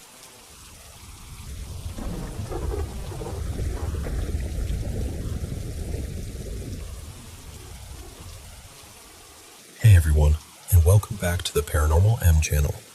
How's your day going? I'm a little tired, but honestly, sitting here and sharing paranormal stories from around the world makes all that fade away. I seriously love what I do. Thanks so much for sending in your experiences. Keep them coming. And don't forget to drop a comment and tell me where you're watching from. Also, make sure you're subscribed and hit that notification bell so you don't miss any new videos. Alright, get comfy, head to bed, turn on your nightlight, and let's dive into today's paranormal experiences. So, let me tell you about this weekend that still gives me chills when I think about it. It was sometime in the mid-2000s, let's say 2006. I'd planned this extended weekend getaway with my then-fiancée Marisa at this famous old pink hotel on the Gulf Coast. The kind of place that looks like it belongs on a postcard. Arched windows, palms swaying, that whole grand old resort vibe. But it also had a history. Over the decades, it had gone through different lives. Glamour, decline, being used for things it was never meant for, then sitting quiet for a while before being restored and reopened. Beautiful on the outside, with a weird feeling tucked into the corners. Now, here's the key detail about me. I'm extremely allergic to cigarette smoke. Not, I don't like the smell. I mean my body reacts fast. So I'd made a point to reserve a non-smoking room, and I'd even mentioned it twice. Once when booking, once again a day or two before we arrived. I was trying to do everything right. We get there after check-in, luggage in hand, feeling that little rush of vacation finally started, and the front desk hits us with, "Your room isn't ready yet." They're very sweet about it though. They tell us to relax in the lounge, and they comp us a couple of drinks while we wait. Marissa's laughing, making the best of it, talking about how we're going to walk the beach after dinner. I'm trying to settle into the mood. About 40 minutes later, someone comes over, real polished, concierge energy, and says our room is ready. We head upstairs, and the second I step over the threshold, I know. I don't even need to sniff around or check anything. It hits my face like a wall. Someone had smoked in there recently. Maybe they opened a window. Maybe housekeeping sprayed something. But it didn't matter. My chest tightened immediately. That prickly, awful start of a reaction. I looked at Marissa and said, "Don't unpack. Not one thing. We can't stay in here." So I go back down to the front desk, trying to keep my voice calm because I'm already uncomfortable and I don't want to sound dramatic. I tell them the room reeks of smoke and I'm allergic, so we need another non-smoking room. They relay it to the manager on duty. His name tag said Gordon. I remember that for some reason. And he comes out with this smile that's just a little too fixed. And he really, really wants me to stay in that room. He starts offering solutions: carpet deodorizer, an ozone machine, air fresheners. We can take care of it right away, all that. And I'm standing there thinking, "Sir, I am not negotiating with physics." I tell him, "I appreciate it, but this is medical. I can't gamble on it. I need a room that hasn't been smoked in, period." So we wait again, another 40 minutes or so. At that point, I'm exhausted, and Marissa's being incredibly patient, but I can tell she's disappointed. The whole evening felt like it was slipping away. Finally, they give us a new room. And honestly, it was a better room. A view straight out toward the water, the beach stretched like a pale ribbon, moonlight glimmering out there later that night. And when I walked in, nothing. Clean air, no smoke. My body relaxed immediately. We unpacked, got ready for bed, and I remember thinking, okay, we're good now. There was a ceiling fan above the bed, one of those old-fashioned ones with a wall switch that clicks through settings: off, low, medium, high. Before we went to sleep, I set it on the lowest speed, just enough to keep the air moving. Now here's where it shifts. The room is cold, way colder than it should have been. The AC is running, but it feels like it's overdoing it. And then I notice the ceiling fan. It's not on low anymore. It's moving fast, like medium, maybe high. And I'm lying there squinting up at it, trying to decide if I'm half dreaming, and then it starts speeding up. Not gradually, not the way a fan ramps up when you change settings. It's like something is pushing it, faster and faster and faster.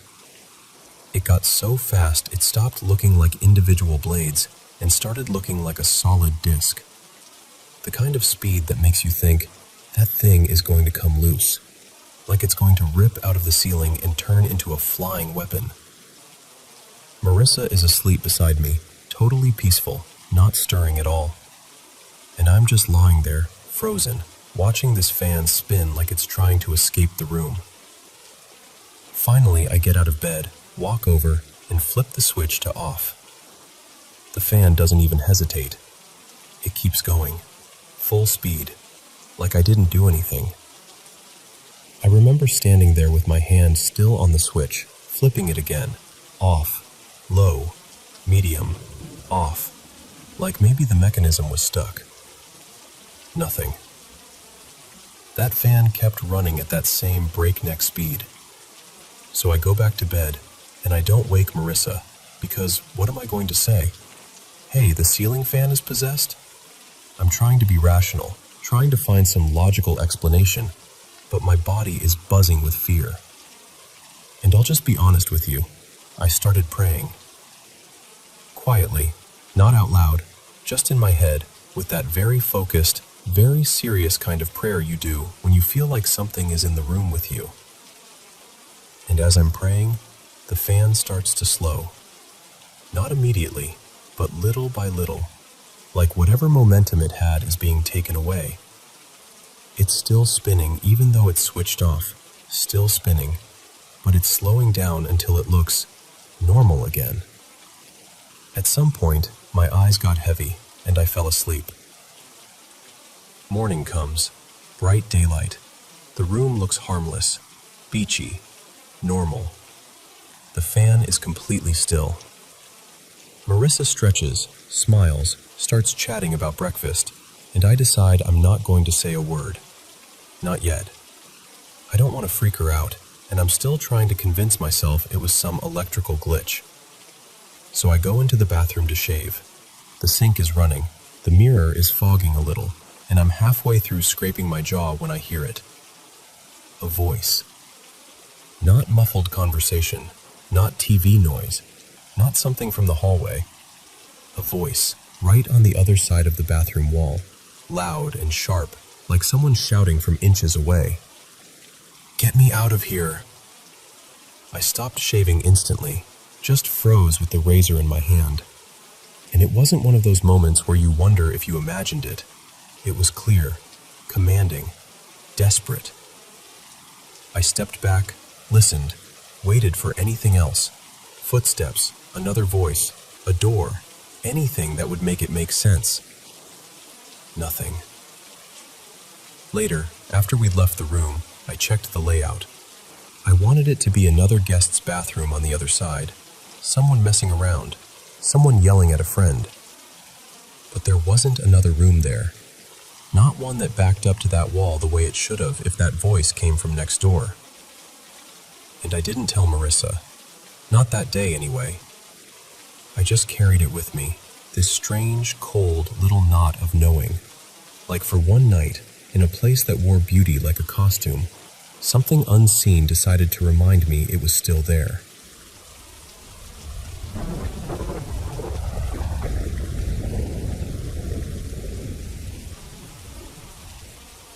You know how people say old houses make noises? Creaks, pops, the occasional thunk like something heavy shifted in the walls. I used to repeat that to myself like a mantra after I bought my first home. This compact little place in a quiet pocket of Minneapolis, built in the early 1950s. And I'll be honest, while I lived there, I didn't realize how much I was brushing aside. It wasn't until I'd moved out, until the air around me felt normal again, that I understood there had been this constant, low-level sense of company. Not scary exactly, just persistent. Like the house always had someone lingering just out of sight, staying behind in the rooms after I left them. Let me back up a bit. I'm not someone who runs around calling everything a ghost. I'm pretty skeptical by nature. But I also think it's naive to assume we understand everything. Some things happen, and you can't neatly file them away. The house had a history. 2 owners before me. The first couple lived there for decades, folks who apparently adored that place. My neighbor to the north, Ralph, had been on that block since the neighborhood was new. He was the type who watered his lawn like it was a sacred ritual, and he knew everybody's story. From Ralph, I learned the original owner, Marvin, worked for an engineering firm and was always tinkering. Not just casual DIY, serious, let's reroute this wiring kind of tinkering. His wife, Elaine, was the gardener. The yard used to be her pride and joy. Tidy beds, careful pruning, the kind of landscaping that looks effortless because someone worked on it constantly. And apparently, they loved that house the way people love a family member. Not just a building, their building. So when I moved in and I started feeling like I wasn't alone, I chalked it up to exactly that. A home that had been lived in deeply. A place that still held a little echo of someone else's routine. At first it made my skin prickle. Then, weirdly, it became familiar. Almost comforting. Like I was connected to the house somehow. But there were 3 nights. 3 very specific moments. And those are what still stick to me. The first time. It was maybe 6 or 7 months after I bought the place. By then I had a cat, an orange little menace named Juniper, the kind who acted like he owned the deed. He slept on my bed most nights, and I'd learned his whole vocabulary. The casual ear flick for normal sounds, the sprint down the hall when he'd cornered a bug, that smug, look what I found attitude. That night, I was half asleep with Juniper curled against my side when I heard a thud. Not a house settling, not the furnace, just one heavy, solid impact, like something dropped from a short height. Juniper woke up instantly.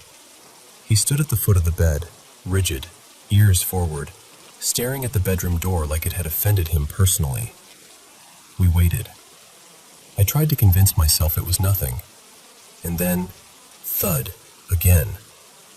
Juniper flinched and scuttled back toward me, low to the mattress, like he wanted to disappear into my ribs. I was tired enough that logic felt like a blunt instrument. I thought, okay, either the house is being weird or someone is in here. I need to know which one so I can sleep. So I got up and moved toward the stairs. And this is the part that's hard to explain. The moment I stepped out of the bedroom, everything felt suspended, like the house was waiting. I stood at the top of the stairs and listened. Nothing. Not quiet. Not late-night quiet. Nothing. The house was close enough to a highway that there was always a faint wash of traffic. Always. Even in winter with every window shut, you'd hear it like distant surf. I went down to the main floor, barefoot on those old wood boards that complained at every step. I checked the kitchen, the living room, glanced into the office. More out of obligation than fear, because some part of me already knew where I was going. I walked straight to the sunroom. That room had these big, sliding glass doors that looked out onto the backyard and the little deck. A streetlight outside threw this pale glow across everything. I stood there, staring out, listening to the absolute dead quiet. And after a few minutes, the world returned. At first it was subtle, like someone turned the volume back up. Then the highway sound was there again, steady and normal, like the city had remembered how to breathe. The moment I heard it, the tension drained out of me like water down a sink. I went upstairs. Juniper was on the bed waiting, not panicked anymore, just watching me like, well, you satisfied? And the next morning, in daylight, I realized how strange it was that I'd felt calm the entire time. Like I wasn't searching for an intruder so much as responding to something that had called me down there. The second time, a few months later, late summer, I slept with the AC running because the air near the highway always left dust in my nose and a headache behind my eyes. That night I woke up instantly, like someone yanked me out of a dream. I don't even remember hearing a sound, but my body reacted like there had been one. Eyes open, heart hammering, breath sharp in my throat. Juniper wasn't in bed. Normally, that wouldn't mean anything. He'd wander at night. But in that moment, it made everything worse. He'd become my little alarm system. If he wasn't bothered, I wasn't bothered. I lay there listening. And after a while, I realized it was happening again. That impossible silence. No hum from appliances. No distant cars. No night insects. Just blank. It was around 3 a.m., and I got hit with this overwhelming urge to go downstairs. Not curiosity, more like certainty, like my body had already decided. I got out of bed and went to the stairs. Juniper was sitting at the bottom, looking up at me. The second my foot hit the landing, he bolted past me and ran upstairs, straight back to the bedroom, as if to say, "You go, I'm good." I didn't turn on lights. The streetlights outside gave enough visibility, and honestly, I didn't want to break whatever night vision feeling I had. I walked straight to the sunroom again. No checking rooms this time, no second guessing, just straight there. I stood in the middle of the room, staring out into the bluish yard. And then I heard it. Right behind my right ear. A whisper. Soft, close, intimate in the worst way. Hey. It wasn't loud. It didn't echo. It wasn't like it came from across the room. It felt like it happened inside my space, close enough that, for a split second, I almost expected to feel breath against my skin. I turned slowly, stupidly, like turning fast might make it real. Nothing there. Just the room, the sliding doors, my reflection faint in the glass. And then, like a switch flipped, the highway sound came back. The city exhaled. And the instant it did, my fear evaporated. I went upstairs, and Juniper was on the bed like he'd been waiting at a checkpoint. I got back under the covers and fell asleep, which still feels insane when I think about it. The third time. After that, a couple of years went by without anything major, The usual small stuff. An odd noise here and there, but nothing that made my stomach drop. But around that time, I noticed something new with Juniper. Sometimes I'd wake up, and he'd be sitting upright on the bed, staring into the room. Not at me, past me. His head would slowly track from one side to the other, then stop at the doorway, like he was watching something cross the space. And he didn't want to be touched when he did it.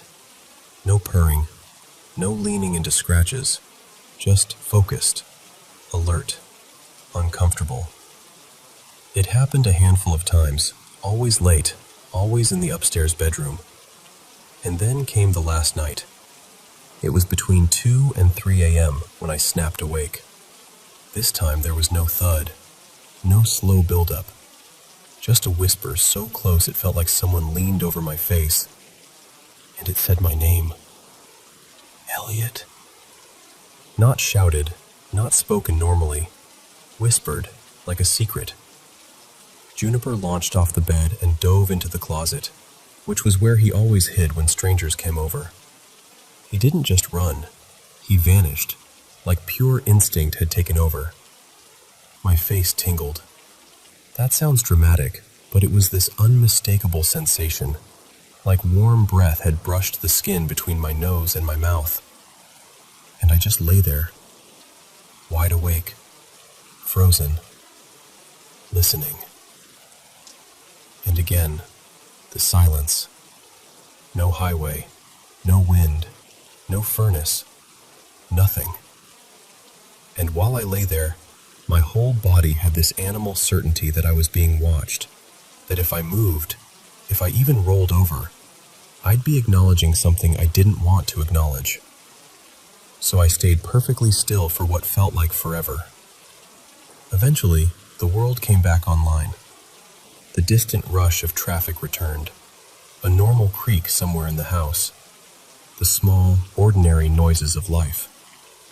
A few minutes after that, Juniper crept out of the closet like a soldier returning from battle, blinking and tense and offended.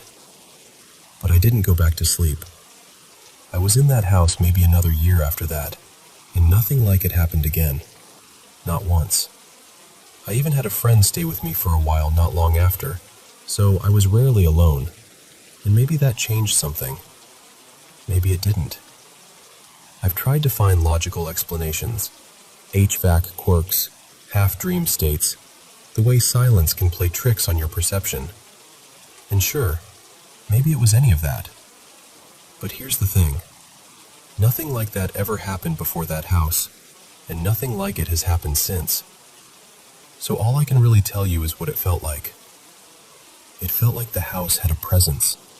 Not cruel, not threatening, just there. Like something deeply familiar with that space was aware I'd arrived. And sometimes, late at night, it reached out in the smallest ways. And when I think about the original owners, the love they poured into it, the years of habit and attention and care, it's hard not to wonder if a piece of a person can linger the way a scent lingers in old wood.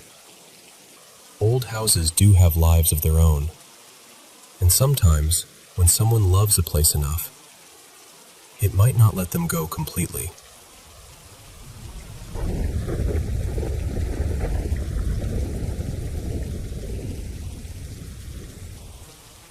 So, I've been into paranormal stuff since I was a kid. Ghost stories, weird coincidences, that whole world.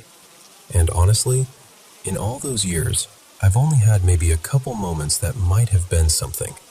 Nothing I couldn't shrug off with a, yeah, but it could have been X. But what happened recently? That was the first time I walked away thinking, I genuinely do not know what that was. It was last weekend, Saturday night, I think. I was at my late mom's place, in the bedroom that used to be hers, with the door shut behind me. She passed earlier this year after a long illness, and we'd finally started going through her things.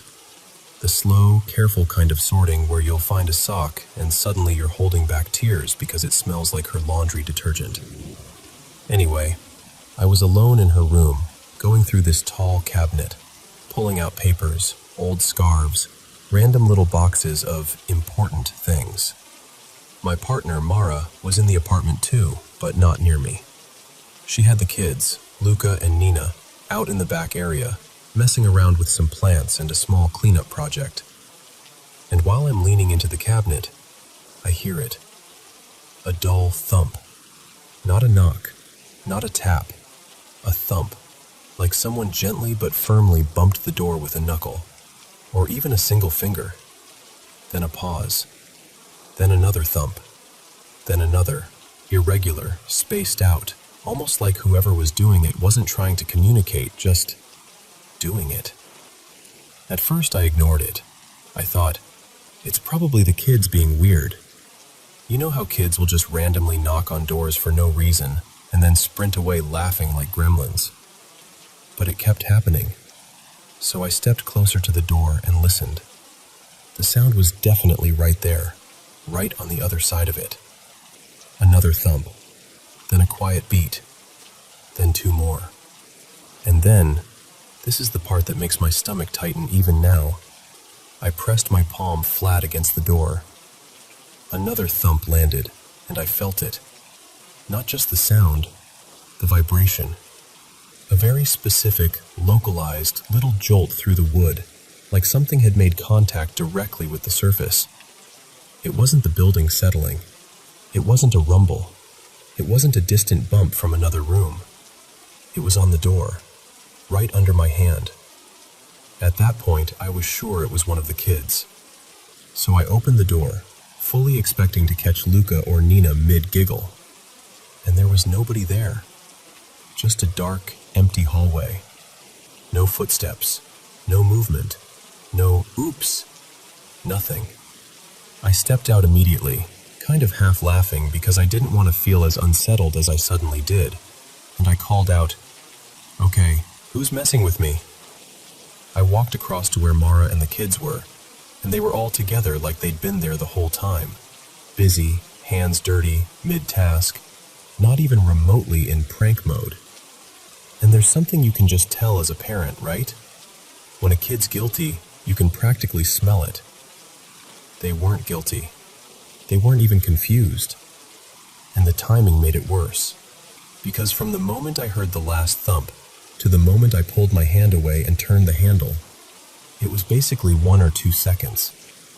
There's no way either kid could have thumped the door and teleported to the other side of the apartment that fast, especially without making a sound in the hallway. I don't even know how many times it happened. At least 8 or 9 thumps, maybe more. And they weren't rhythmic. It was random. Like thump, thump, pause, thump, longer pause, thump, thump. After I checked on everyone, I went back into that bedroom. I shut the door again, stood there for a moment just listening, and then I went back to sorting through the cabinet. And it stopped. Completely. No more thumps. Not one. Like whatever it was only happened until I opened the door, and once I did, it was done. I've tried to make it make sense. I've replayed it over and over, trying to give it a reasonable explanation, because I want there to be one. But I can't get around the fact that something I couldn't see seemed to be thumping on that door, and I felt it with my own hand. And I'll tell you something else, too. That bedroom had always felt a little off, even before my mom passed. Not like haunted mansion creepy, more like a quiet heaviness, like the air sat differently in there. I'm not saying it was her. I don't even think it was, honestly.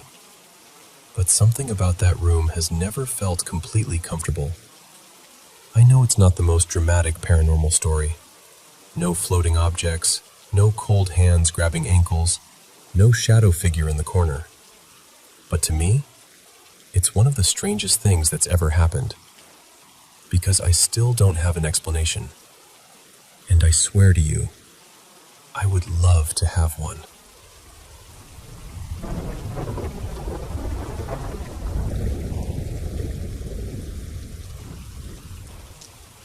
So, my family and I moved into this rental about half a year ago.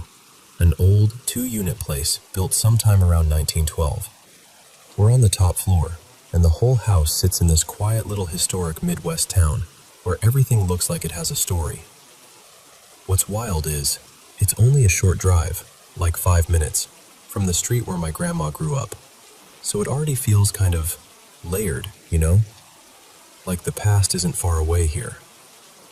Anyway, the basement is where we do laundry and stash all our extra stuff, so I end up going down there a lot. And listen, I'm not the type who freaks out easily. I'm the person who falls asleep to horror movies. I love creepy games, spooky stories, all of it. When we first moved in, my younger brother Milo and I actually joked about it. We were like, oh yeah, guaranteed this basement has the ghost of some old-timey maniac. Just messing around. But I don't really laugh about it anymore. At first, the basement didn't seem like anything special. It's got that typical old house vibe. No windows, thick wooden beams, exposed brick, cobwebs that look like they've been collecting rent for a century. But nothing I hadn't seen before.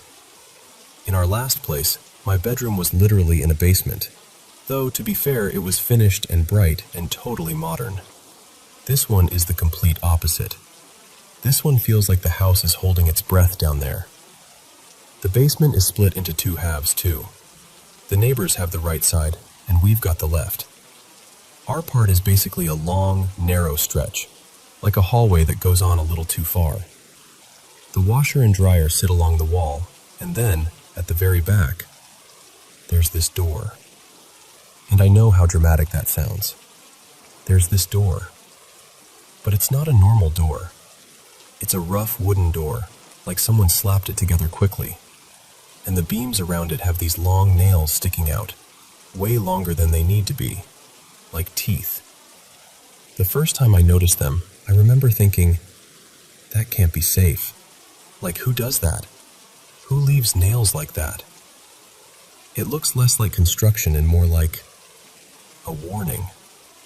At the beginning, I'd go down there, switch on the light, toss clothes in the washer, and leave. No big deal. But over time, the more trips I made, the more I started noticing this shift.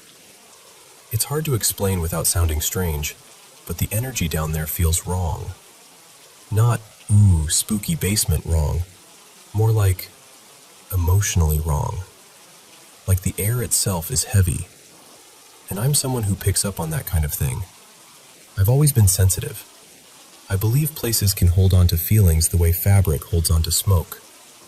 Like if something intense happens somewhere, fear, grief, panic, it can sink into the walls and stay there. Maybe that's just how my brain works. But I felt it before in certain rooms, certain buildings. During the day, it's not as bad. It's still creepy, but manageable. Sunlight doesn't reach down there, obviously, but somehow daytime still softens it. Nighttime is a different universe. Tonight, for example, I went down to grab my laundry from the washer, and right away I knew it was going to be one of those nights. The second my foot hit the basement step, it felt like the air got thicker. Like walking into a room where someone just stopped talking. And I realized something I've been doing without even thinking about it. I avoid looking toward that back corner, toward the nailed-up door. It's like my eyes just slide away from it. Like my body's quietly saying, don't acknowledge it. And the whole time, I had this sharp little instinct screaming in my mind, don't turn your back. Which is awful, right? Because to leave, you have to go up the stairs, and the light switch is behind you. So you climb, and then you reach back and shut the basement light off, and suddenly there's just this open mouth of darkness behind you, swallowing the bottom of the stairs. Normally I just flick it and go. Tonight, I couldn't. I walked up backward. Not fully, but enough that I kept looking over my shoulder the entire time. Step after step, heart thumping, jaw clenched, trying to act like I wasn't scared even though nobody was there to impress. I felt ridiculous, but I also felt like if I stopped watching that darkness, something would move. and the second I stepped into our apartment and shut the door behind me, honestly, it was like someone lifted a heavy coat off my shoulders. I felt the pressure vanish, like the basement couldn't reach me anymore once I crossed that threshold. What messes with me is, there are other weird things in this house. Our landlord told us the place was built before the big war, and you can tell, everything's narrow and uneven and old-fashioned. Apparently, the section we live in used to be the servants' quarters, and there's this little boarded-up door in my sister Elise's closet, tiny, like only a kid could crawl through it. The landlord claimed it was some kind of old hiding space people used back then, like a precaution during wartime. Maybe that's true. But the combination of all of it, the secret little door upstairs, the heavy air downstairs, that nailed-up room in the basement, makes me feel like there's a part of this house that doesn't want to be remembered. And I can't shake this belief, this real, gut-deep feeling that something bad happened in our side of the basement, specifically behind that wooden door. Maybe it's my imagination feeding on shadows and old stories, but it doesn't feel like paranoia. It feels like something is still there. Not a person, not a sound, just a presence, like a stain you can't scrub out, no matter how many years pass. And the worst part is, I can tell it notices me noticing it.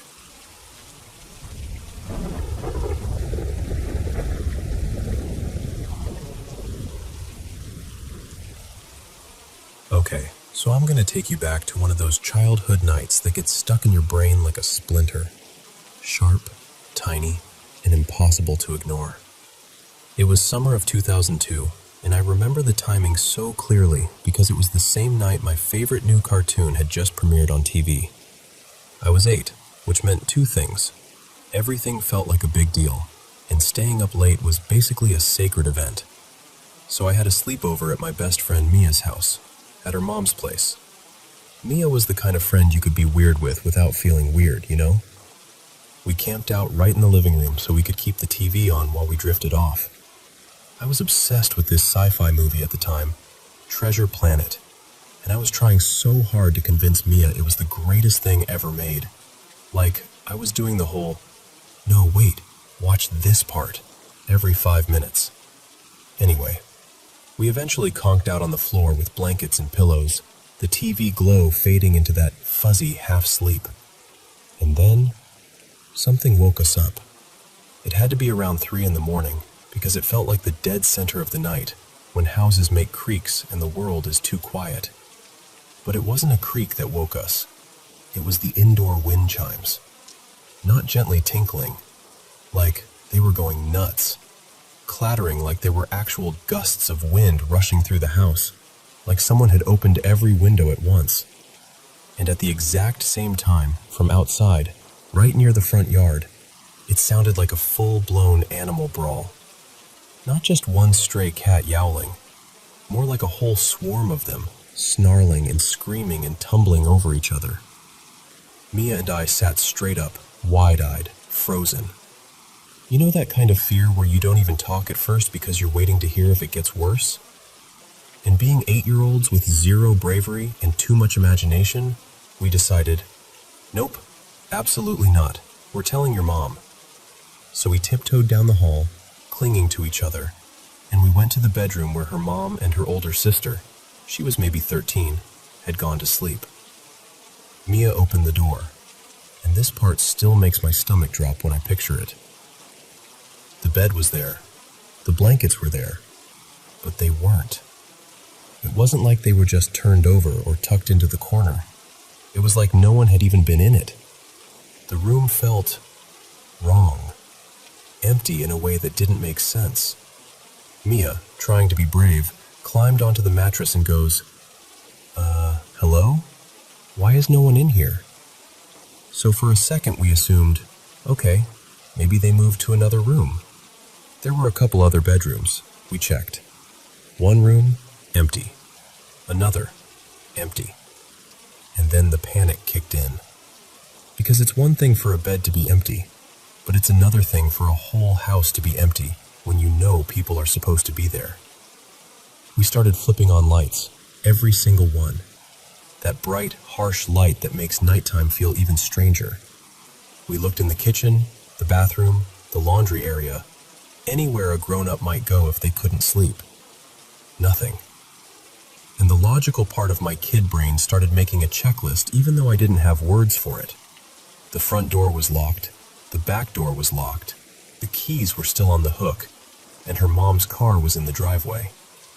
Mia started spiraling, whisper crying really, because her mom had had some creep who used to bother her, and Mia was convinced, absolutely convinced, that he'd come back and taken them. And I remember thinking, how could someone take two people out of a locked house and leave everything behind? Like even at 8, it felt impossible. But we were standing in the impossible. And then, it's like the tape skips. Because the next thing I truly remember is morning. Mia was there too, in the same spot. And we sat up and just stared at each other, because we both had the exact same look. Wait, did that really happen? Here's the weirdest part. We couldn't remember going back to sleep, not even a blur of it. But we vividly remembered searching the house, turning on lights, checking rooms, that sick feeling growing in our chests. So the second Mia's mom and sister walked out like nothing happened, hair messy, yawning like a normal morning, we basically pounced. Where were you last night? Why weren't you in the bed?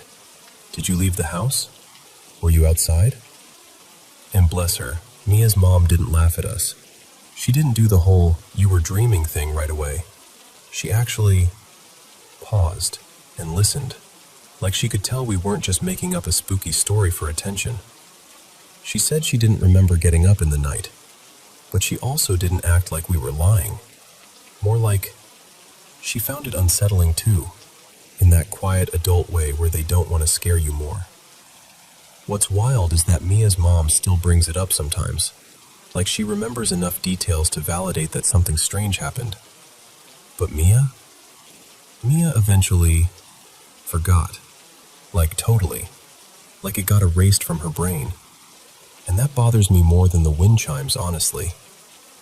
Because I remember us talking about it for years afterward, obsessing over it, trying to explain it, asking each other if we remembered the same parts the same way.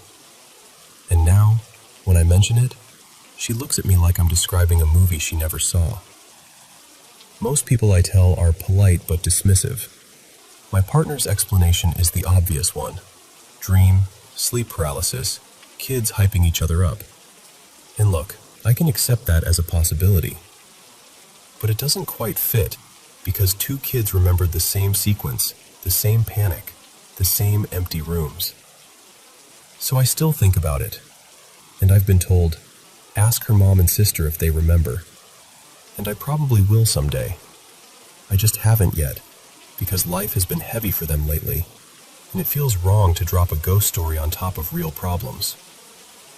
But yeah, that was the night the wind chimes went wild, and for a few hours, it felt like the adults in the house just blinked out of existence. And then morning arrived like nothing ever happened.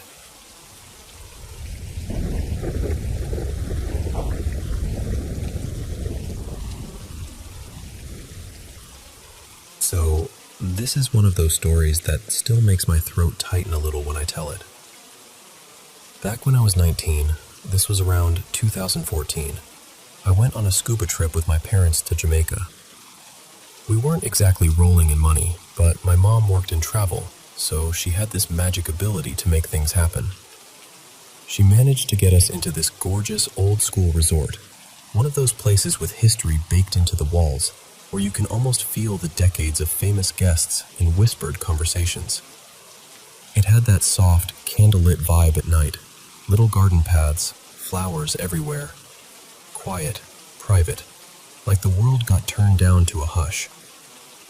On the second night, I was feeling that classic, I'm technically an adult, I want my own moment energy. So I told my parents I was going to take a walk. There was this pathway that ran along the beach, but it wasn't a wide open, let's go swimming stretch. It was more tucked away, lined with palms and thick bushes, like a leafy tunnel. I wandered down it until I found a hammock, and I just melted into it. I remember staring straight up at the stars and listening to the ocean doing that steady, rhythmic thing, waves tapping the shore like they were breathing. It was unbelievably peaceful. And then, maybe 10 minutes in, something shifted. You know how your body sometimes notices something before your brain fully catches up? Through the trees, I saw a figure coming down the path. A woman. And yes, she was wearing white. Like full-on white dress, the kind that immediately makes your brain go, "Oh, come on, of course it's white." She moved calmly, not hurried, not stumbling, just smooth. She reached the point where the trees opened toward the water, except that section wasn't an easy beach. There were rocks, uneven and sharp, and the water there was more like, "Don't even try it" water. It wasn't far, maybe 6 or 7 meters from where I was, but it was separated enough that it felt like I was hidden. She stepped onto the rocks, and she didn't struggle. No careful picking her way across, no hesitation. She sort of drifted over them, like her feet already knew exactly where to go. Then she walked into the ocean, in the dress. I remember this sudden spike of panic, not even for myself at first, but like, is she okay? Is she about to do something? And I didn't want to scare her by popping up like some creep in the dark, so I called out as gently as I could, "Good evening." She stopped, turned her head toward me. And the thing is, she looked right at me, like she actually saw me. She gave me the softest little smile. Not creepy, not blank, almost kind, like hello without words. Then she turned back to the water, and she was just gone. Not walked farther away and I lost sight of her. Gone. 1 second she was there in white, wading in, and the next second there was only the ocean. I went ice cold. Like blood-drained, stomach-dropping, full-body shock. I genuinely thought I might throw up. I flew out of the hammock so fast I nearly tangled myself, and I started half jogging, half power walking back toward our room, forcing myself not to sprint like a cartoon character. Every few steps I'd work up the courage to glance over my shoulder, and every time I did, I felt worse. And then, out of nowhere, I ran straight into my dad, like practically chest to chest on the path. We both blurted something at the same time. Me, "What's wrong?" Him, "Are you okay?" He told me that he and my mom had been relaxing in their room, and suddenly my mom, Dana, just sat up and went, "We need to find you. Right now, something's wrong." No explanation. Just this immediate, absolute certainty. And my dad, without arguing, got up and came looking. So we walked back together and I told him everything in this breathless rush. The hammock, the white dress, the smile, the moment she disappeared. When we got to the room, my mom grabbed me and held me so tightly it almost hurt. I started talking, and she didn't even look surprised. She just said, really quietly, "I knew it." Later, when I replayed it all and tried to figure out timing, it hit me. My dad found me a little more than halfway between our room and where I'd been lying, which means my mom's sudden wave of dread, her "something is wrong" moment, lined up almost exactly with the moment that fear hit me out there. And honestly, I don't even care what I saw. I don't know if it was something supernatural, or some trick of light, or my brain being weird in the dark. I truly don't know. But what I do know, the part that makes me emotional every single time, is that my mom felt me. Like she was connected to me by some invisible thread, and when that thread snapped tight with fear, she felt it on her end instantly. That's the part that stays. It makes me feel so lucky in this deep, tender way to have a mom who doesn't just love me, she catches me. Like some kind of living guardian angel. And yeah, even saying that now, I'm getting teary again.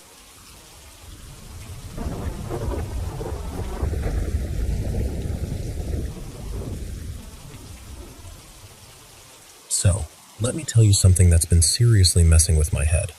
My older sister, let's call her Mina, got divorced recently, and she moved in with us along with her 2 daughters, Leah and Noura. Our rooms are right next to each other, like, we share the same wall. You can hear normal stuff through it. Someone getting up, a drawer opening, little everyday noises.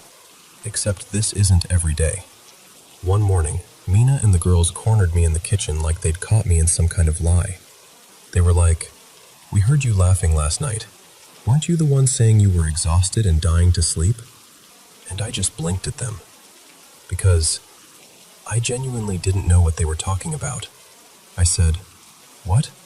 No, I fell asleep the second I hit the bed. I didn't laugh. I didn't even talk." But they were so certain. Like, not maybe or we think so. They swore they heard it. I figured, okay, maybe they heard something else. Maybe the neighbors, maybe a weird sound outside. Maybe one of them dreamed it and the others got influenced. You know how that happens. Then tonight happened. I'm literally in bed, getting ready to sleep, and Mina texts me from the next room. "I just heard your laughter," and my stomach did this weird drop because I hadn't made a sound, not even a cough. I'd been lying there scrolling quietly, then put my phone down. No video, no audio, nothing. So I text her back immediately like, "What are you talking about? I've been silent." And she replies, dead serious, that she messaged me the moment she heard it. Like, not later, not earlier, not maybe it was before. She's saying it happened right then. Here's the part that makes my skin prickle. She insists it's not just a laugh. She says it's my laugh, a little giggle, and she swears it doesn't sound like anyone else in the house, and it doesn't even sound the same each time, just unmistakably me. She told me this has happened twice since late spring, once in early June, and then again tonight. And apparently the first time wasn't just a quick noise. Leah and Noura both backed her up and described it like this. They said they heard me giggle, then stop, then giggle again, then stop, then again, and then finally, silence. Like it came in little bursts, spaced out, as if someone was reacting to something funny in the dark. And I'm standing there hearing these 3 people describe the same thing, and I'm trying to stay calm, but honestly, it's hard not to feel unsettled. The thing is, I'm not religious. I'm not the type to go, "Oh my God, it's demons," or anything like that. My brain doesn't even go there. If anything, I'm desperate for a boring explanation. So I tell Mina, maybe it's birds.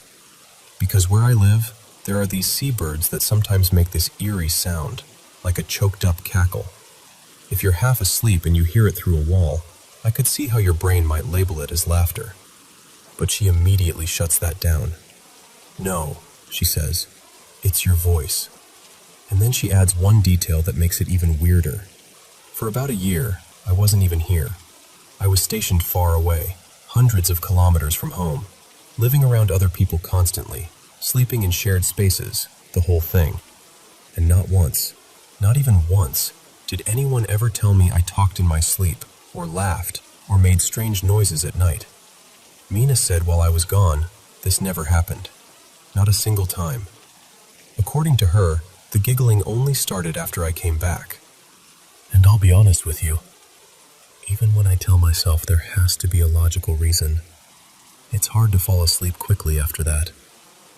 Because once someone tells you they heard your laugh when you didn't laugh, you start listening for it too.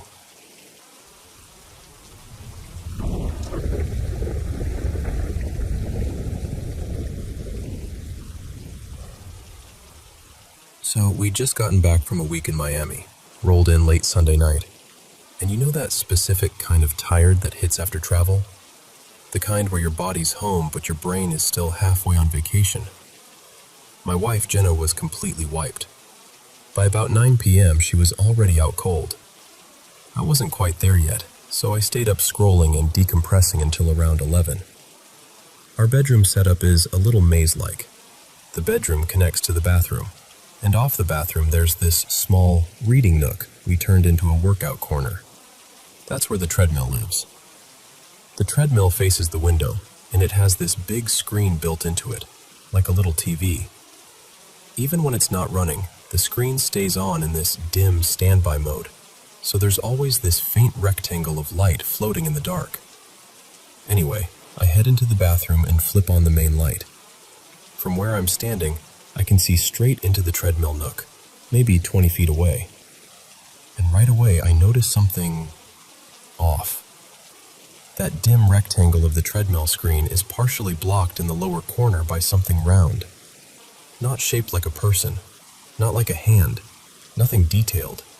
Just this perfectly round, dark shape, like someone had held a balloon right in front of my line of sight. And the weirdest part? It wasn't moving. It was just there. I squint, trying to make sense of it, and my brain starts doing that late night thing, half logic, half imagination. So I flip on the second bathroom light, brighter this time, and look back. And it's gone. Completely. Now the treadmill screen is fully visible, crisp rectangle, nothing blocking it at all. I walked into the nook, checked behind the treadmill, around the window, even the corners like I was going to catch, I don't know, a balloon ghost?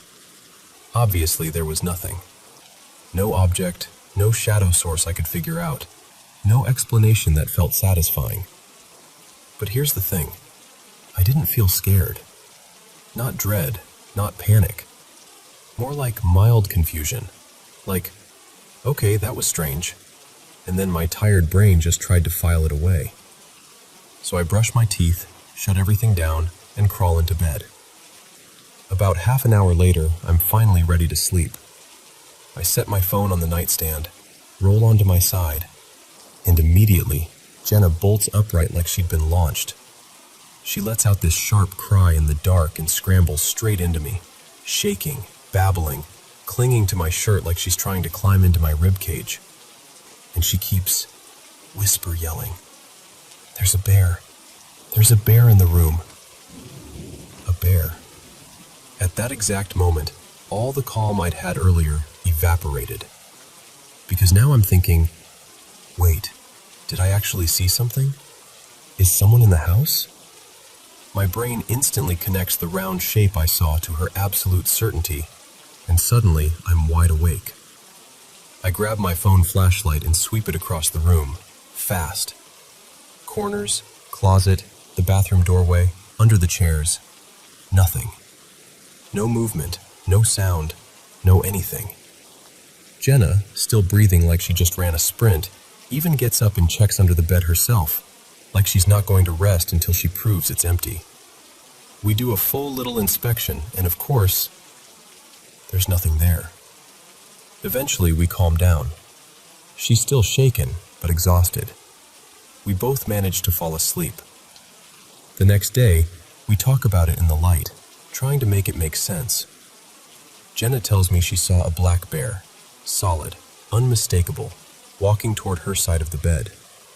She couldn't say if it came from the bathroom or the hall, just that it was suddenly there. She said it got low next to the bed, like it crouched, and that's when she panicked and shot up.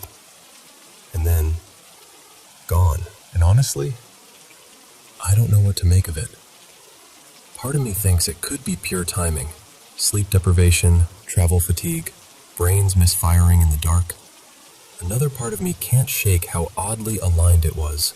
Me seeing that round, blocking shape on the treadmill screen, and then Jenna waking up convinced there was an animal in the room. So I'm left sitting with this uneasy little question that I can't quite answer. Was it just tired minds playing tricks, twice in a row? Or did something actually happen in that room that night, and we both caught different pieces of it?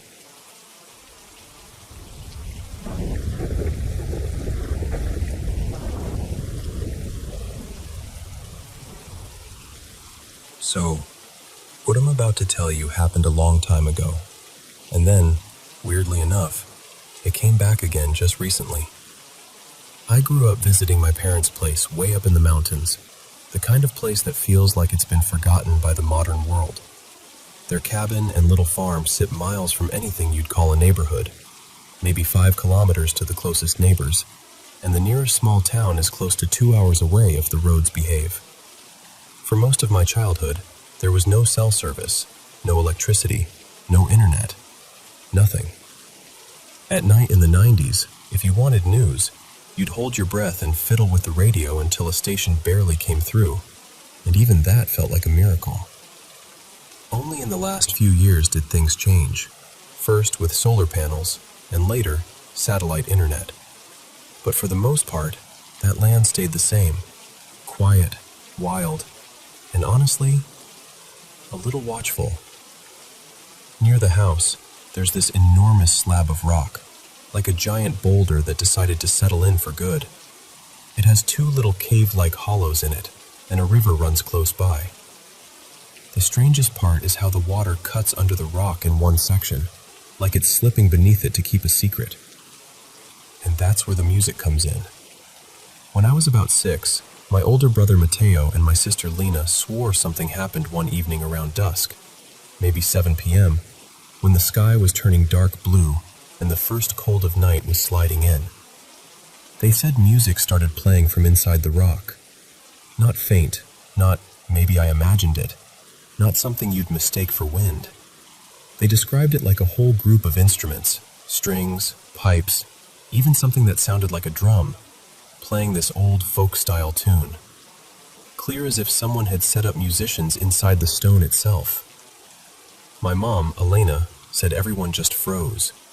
Even my dad, who's the type to explain things away before he admits to being spooked, went quiet. The dogs didn't bark the way they would if a stranger were around. They just stood there stiff, ears up, staring toward the rock like they were listening too. That wasn't even the first time it had happened, apparently. My parents said they remembered something similar way back in the late 80s, years before I was even old enough to understand what a story was, let alone tell whether one was true. Still, stories are easy to believe when you're little. I figured it was one of those family legends meant to keep kids from wandering down to the river alone. Then I heard it myself. I was around 11 the first time, old enough to know what real music sounds like, old enough to know the difference between an animal call and a melody. It was after midnight, and the moon was so bright it made the river look like polished metal. I remember that part clearly because the light was strong enough to cast hard shadows. And from that rock, right from those small cave openings, came music. Not a song I recognized, not the kind of tune people play in that region either. It felt older, continuous, like one long thread of melody that didn't start so much as it simply existed, already in motion. It went on, easily an hour, maybe more. It wasn't like someone hit play and then stopped it. It was just there, steady, flowing, almost gentle. And I hate admitting this part because it sounds like I'm romanticizing something creepy, but it was beautiful. It made the hair on my arms lift, but it wasn't ugly or harsh. It was haunting in the way a distant choir is haunting, like it reaches a part of you that doesn't have words. That time we were camping closer, maybe 60 meters from the rock. Same kind of night. Cold air, bright moon, that pale light making everything look sharper than it should. And there it was again, pouring out from the same exact spot. Same style, almost the same melody, like it was repeating itself, or like whatever was playing it only knew a few songs. Now, here's the thing people always ask. Was it a radio? A speaker? Someone messing with you? I get it. That's the logical answer. But my parents always kept a pack of dogs, never fewer than 5, sometimes more. Those dogs were basically an alarm system with teeth. If a fox so much as breathed near the sheep, they knew. If a person stepped onto the property, they knew. If anything unfamiliar approached that riverbank, they'd be barking and charging long before you could blink. But when the music played, the dogs didn't race down there. They didn't surround the rock. They didn't bark like they do when there's a real, physical intruder. They watched. They listened. They stayed close. And my mom, she's always been a little superstitious in the way mountain people sometimes are. She'd say, very calmly, that the dogs protect us from things we can't see. Not just foxes, not just strangers, other things. The deeper truth is, my family had enough odd experiences in those mountains that the music wasn't even the only story. My dad used to say the land had its own moods. Some neighbors believed the mountains were alive in a way you can't explain, like they hold power the way storms do. Natural, real, indifferent, and not always safe. So nobody ever went down to the rock while it was happening. Not once. Not to investigate, not to shine a flashlight in, not to prove anything. Because what if it wasn't a prank? And what if getting closer was exactly what you weren't supposed to do? Then, just a couple months ago, my parents heard it again. They couldn't pin down the exact date, but it was late February or early March. Same location, same rock, same impossible clarity, like the stone itself was acting as a speaker. And my mom told me about it with that careful tone people get when they're trying not to sound afraid, but also not willing to pretend it was nothing. So that's the story. I don't claim I know what it is. I just know what I heard, twice, and what my parents heard again recently. And I'll be honest with you, I believe there are things outside our understanding. Not in a dramatic way, not in a ghost hunter way, just in the quiet reality that humans don't get to know everything. Still, I keep thinking about that melody, about how it sounded like it belonged to the mountain more than it belonged to any person. And I can't help wondering what you think it could be.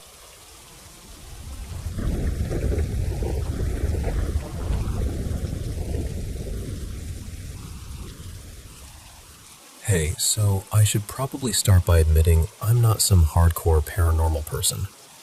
I'm open-minded, sure. I've done a couple ghost tours for fun. I'll watch spooky videos like anyone else, but I've never had anything happen to me that felt real. Nothing that actually got under my skin. I work overnight in in-home healthcare, and a little while back I got placed in this new house. It's a freshly renovated 3-bedroom place, but right now there's only one person living there. The kind of shift where, if everything's stable, I'm allowed to sleep a bit. That first night, I barely slept. I always need time to adjust in a new home. New sounds, new layout, different feel, you know? But this was different. There was this weird tension in the air the second I stepped inside. I kept telling myself it was just anxiety. New assignment, new environment, whatever. Then around maybe 3:40 in the morning, the power went out. And I'm telling you, I don't even consider myself afraid of the dark. But the second the lights died, my whole body reacted like something had just walked into the room. I froze, like full-on, heart-pounding, throat-tight, that hot wave of panic that makes you feel trapped inside your own skin. And right after the power cut, this loud slam came from the back of the house. Like a door, hard. The kind of sound that makes you instinctively flinch. I tried to rationalize it. Maybe a draft. Maybe a cabinet. Maybe the house settling. I did my rounds, kept everything calm, and by morning I convinced myself I'd just freaked out for no reason. I went home, tried to shake it off, and told myself I was being dramatic. But even after that, even when nothing happened, the feeling didn't go away. There's a hallway in that house that I hate. I don't even like looking down it. It's not long, it's not special, it's just wrong. The bathroom I'm allowed to use is all the way at the end, past a back room, and I will do almost anything to avoid going down there. I've stood in the living room debating with myself like a child. Do I really need to pee that bad? And unless it's an emergency, I won't go. A week or so went by, and I finally started trying to actually sleep on shift. I made the living room as cozy as possible. Couch, blanket, 1 or 2 lamps left on, and a show playing quietly for background noise. It should have been fine. Except, that's when the nightmares started. Not normal nightmares. Not the kind where you wake up and go, "Ugh, that was weird," and roll over. These felt heavy, real. Like my brain was trying to convince me I wasn't dreaming. Almost every time, it starts the same way. I wake up on the couch, right where I fell asleep. The TV's on, the room looks normal, but I feel this awful nausea-like anxiety, like something is about to happen and I can't stop it. Sometimes I can move. Sometimes I'm stuck, like I'm pinned in place. And then I hear things. Whispers. Soft voices. Like someone is talking right near my ear. I never remember the exact words when I actually wake up, but I remember the feeling of being addressed. Like whatever it is knows I'm there. And sometimes I'll see shapes, figures, standing just far enough away that my brain can't fully commit to what it's seeing. But in the dream, it feels obvious that I'm not alone. There was one night that didn't even take place in the house. In the dream, I was in this tiny town in Indiana, someplace I'd never heard of. I woke up and, out of curiosity, I looked it up online, and of course, the town had a bunch of local ghost stories attached to it. Which is just great. Like, thanks, universe. But last night was the worst one. I went all the way down to the back room, and there was a rocking chair, and someone was in it. Not moving much, just there. And they were smiling at me. Not a friendly smile, more like they were pleased I'd finally come down the hall, like they'd been waiting. And the whispering started again, clearer this time, like it was meant for me specifically. I don't remember the words, but I remember the expression, that calm, knowing look that made my stomach drop. I woke up in real life, shaking so hard my teeth were chattering. I swear to you, swear, I thought I heard a voice when I came out of it, like the whisper had followed me back into the room for a second. But I was too rattled to even process what it said, if it said anything at all. This morning I asked my coworker, my friend actually, if she'd ever noticed anything strange in that house. And she got quiet and said, "Yeah, the 2 back bedrooms used to be occupied, and both of the previous clients passed away last year. She told me sometimes cabinets will be open when nobody touched them, and people have heard odd noises in the night. And listen, I'm not saying that means anything. People pass away, houses make sounds, cabinets pop open, power flickers. But here's what I can't ignore. I don't have these dreams anywhere else. I don't have them at home. I've never had recurring nightmares like this in my life, and I've worked other overnight houses. I've slept in other living rooms. Nothing has ever followed a pattern like this. And the power? It keeps going out. Not once in a blue moon, like regularly. Sometimes multiple times a week. And every single time I'm in that house overnight, I hear something. A thump. A click. A sound from the back rooms. And every time I fall asleep, it's like my brain drops into the same dark tunnel. The worst part is I feel ridiculous even saying it out loud. Because what am I supposed to do? Tell someone, "Hey, I think the hallway is haunted and I'm getting nightmare whispers." I don't want people thinking I've lost it. I'm not trying to be dramatic. I'm not trying to turn my job into some horror story. I'm just scared. And I don't know if it's grief hanging in the air, or stress, or something about that house that's getting into my head, or if it's something I can't explain. I just know I have to go back there soon, and after last night, the thought of stepping into that living room, of looking down that hallway, makes my chest tighten. I needed to tell someone, even if it's just you, right now, listening, because keeping it in my head makes it feel bigger, and saying it out loud is the only thing that makes me feel even a little less alone.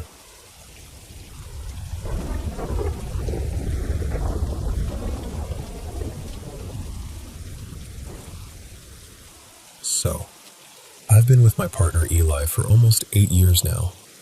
Back when we first started dating, we were still living with our own parents, so we do that thing where you basically live together, but only in little pockets, sleeping over when we could, packing a bag like you're going on a tiny weekend trip.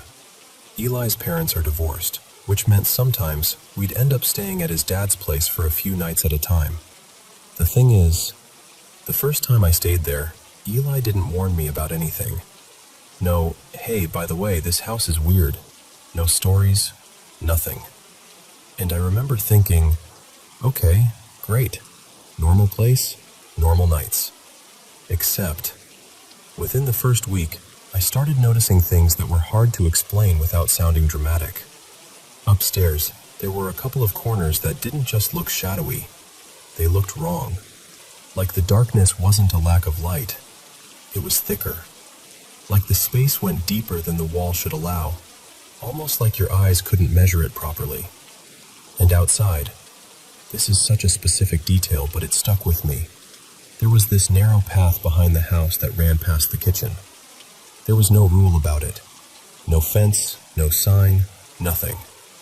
But every time I even looked toward it, I felt this immediate, gut-level certainty. Don't go there. Like it was off limits, in a way that didn't belong to reality. The worst part, though, was the bedroom window.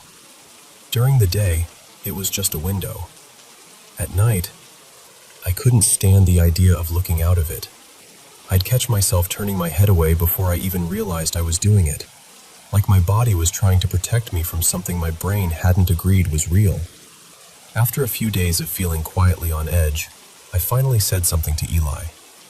I started listing the spots, the corners, the hallway angle, the window, the kitchen path, and he stopped me mid-sentence. Not in a dismissive way, more like he went pale and said, "Wait, don't keep going." Then he did the creepiest thing possible. He named the other places I hadn't even mentioned yet, like he already knew exactly what I was talking about. He told me he hadn't wanted to plant the idea in my head because not everyone reacts to it. His dad and his stepmom, Nora, seemed completely unaffected, like the house was just a house to them. So Eli was hoping maybe I'd never notice anything, but I had noticed. And once I did, it got worse. There came a point where I wouldn't even glance at those corners. Not because I was trying to be dramatic, because my fear felt automatic, like touching a hot pan, like my body already knew the outcome. A few moments still make my stomach tighten when I think about them. One night, I needed to use the downstairs bathroom, and I realized I was bargaining with myself like a little kid. Just go. Just walk down. It's fine. But I couldn't. I literally refused to go alone. I waited until Eli came with me, and I remember feeling embarrassed, and also relieved, like I'd narrowly avoided something. Another night we were in bed, and I was facing one of those corners. It didn't even look darker than usual at first, until it suddenly felt occupied. And I don't mean I imagined it. I mean the air in that corner shifted in a way that made my skin prickle, and then my brain did that awful thing where it fills in a shape. A figure. Tall, still, almost swallowed by darkness, except for this pale, blank suggestion of a face, and something like a dark cloak or long draping fabric. I couldn't make out clear features, but I remember long, dark hair, like strands hanging down in an uneven curtain. And then, another evening, I saw something along the kitchen path. the one that felt forbidden. I was inside, near the sink, and I glanced out at just the wrong moment and saw that same shape moving down it, like it belonged there more than I did. When I whispered to Eli what I'd seen, he didn't laugh. He didn't say, "It was a shadow." He got quiet in this heavy way, like he was weighing whether telling me more would make everything worse. And then he told me something I wish I'd never heard. He said there was a night when his dad was asleep, and Nora woke up because he was choking, like really choking. She shook him awake, and the second he woke up, it stopped.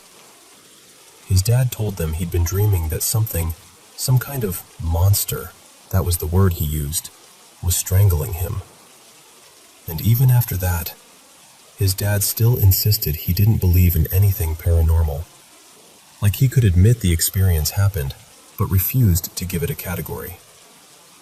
Over time, I tried to do practical things. I tried to rationalize. I tried to take control in small ways. At one point, I was so fed up with one particular corner, the one that felt like it had a presence, that I asked Eli if we could move a bulky wardrobe into it.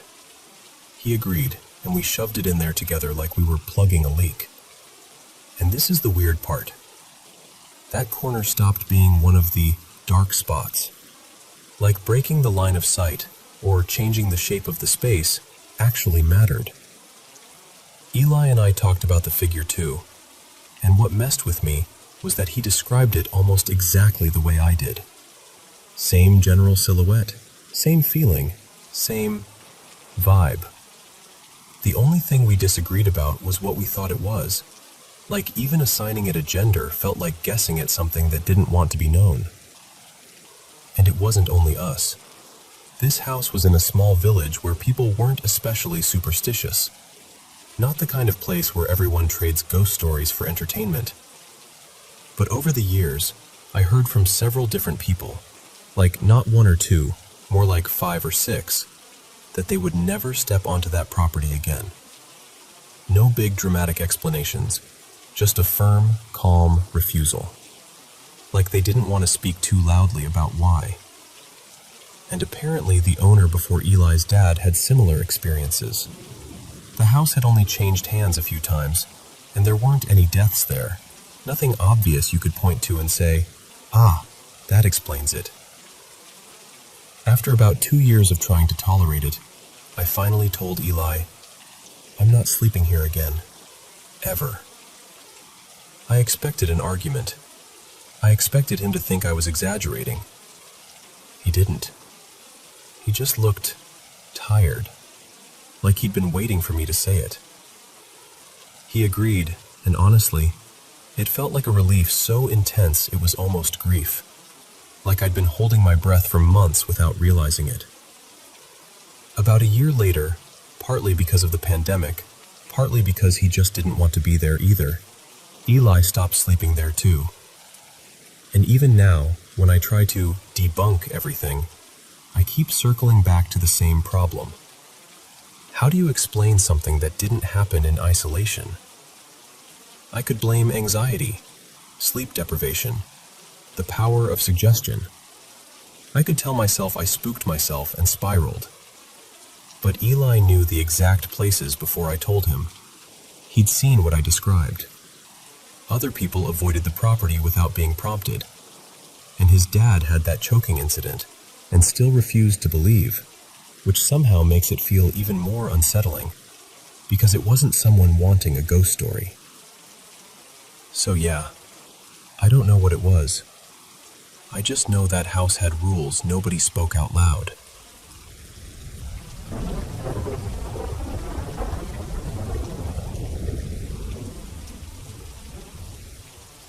So this was about 12-ish years ago now, back when I first moved out of my family's house and into an apartment in my college town. I ended up living with 3 other guys, total strangers at first. Nice dudes, honestly. We'd hang out now and then, grab food, watch games, that kind of thing. But most of the time we were doing our own thing in our own rooms. The setup was kind of perfect for that. Every bedroom had its own bathroom. No sharing, no fighting over shower time. It felt like winning the roommate lottery. Except, my bathroom had a vibe. And I don't mean old pipes or weird smell. I mean the kind of feeling that makes your shoulders go tight before you even realize you're doing it. From the first day I moved in, I noticed it. Picture this. The bedroom lights are on, the bathroom lights are on, the door is wide open, and I've got the TV playing in the background. Normal, safe, everyday stuff. I sit down, and immediately it's like, oh. Like I'm not alone in there. The bathroom wasn't cramped either. It was actually laid out pretty nicely. Sink and counter, toilet, shower, everything spaced out. But within the first week, I realized something strange. Wherever you were, standing at the sink, sitting on the toilet, in the shower, you could feel this pressure coming from the other side of the room. And sitting on the toilet was the worst, because it felt like it was coming from both directions, like you were right in the middle of it. It didn't feel like something was trying to hurt you, exactly. It was more like being too close to someone who's angry but silent, uncomfortable, heavy, like you were intruding. What really messed with me was that other people noticed it too. My parents came by once, and my mom used that bathroom and came out with this look on her face like she'd stepped into a cold pool. Friends would joke about it. Dude, your bathroom is weird. And my girlfriend at the time, Tessa, mentioned it the most. She would shower there and say, every single time, "It feels like something is staring at me from up there." Like from above the curtain rod. And I hated that she was right, because I felt it too. So I started doing little things without really admitting why. I kept the bathroom door open most of the time, because closing it felt like letting whatever that was marinate in there. Like the second you'd open the door again, it would all hit you at once. I also set my room up so I could casually keep an eye on the doorway without being obvious about it. My bed faced the wall with the TV, and the bathroom entrance was in that line of sight. Not full view, but enough that I could see the corner of the counter and part of the wall. Just enough to feel like I wasn't turning my back on it. Then one night, this is the part that still makes my stomach clench. I'm in bed with Tessa. We're watching a movie, totally relaxed. And out of the corner of my eye, I catch movement at the top left corner of the bathroom doorway. It was there for a fraction of a second, like a blink, but it was so clear. A face. Big, bright blue, almost like it didn't belong in the lighting of the room. Eyes that were this sharp, ugly red. And a grin that looked wrong. Too wide. Like it was enjoying the fact that I'd seen it. I swear it even had its tongue hanging out, like it was mocking me. If you put it in a cartoon, it would look ridiculous, like something you'd laugh at. But in that moment, in my actual bedroom, with my actual girlfriend beside me, I went ice cold. I couldn't breathe right, and the second my brain fully registered it, it snapped back out of sight like it had been waiting for me to notice. Nothing else happened that night. No footsteps, no noises, no slamming doors. Just the normal hum of the TV, the same as always. In the morning, I finally told her. I was like, okay, I didn't want to scare you last night, but I saw something in the bathroom doorway. And Tessa's face changed instantly. Like she didn't even need details. She goes, "Oh my God, I saw it too, and I didn't want to say anything." The way she said it wasn't dramatic. It was almost angry, like she'd been carrying it and was sick of carrying it. We didn't sleep there that night. We grabbed some stuff and stayed at her place without even pretending we had another plan. After that, I tried not to give it attention.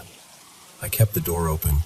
I avoided standing in there too long, and I absolutely refused to look into the mirror for more time than I had to.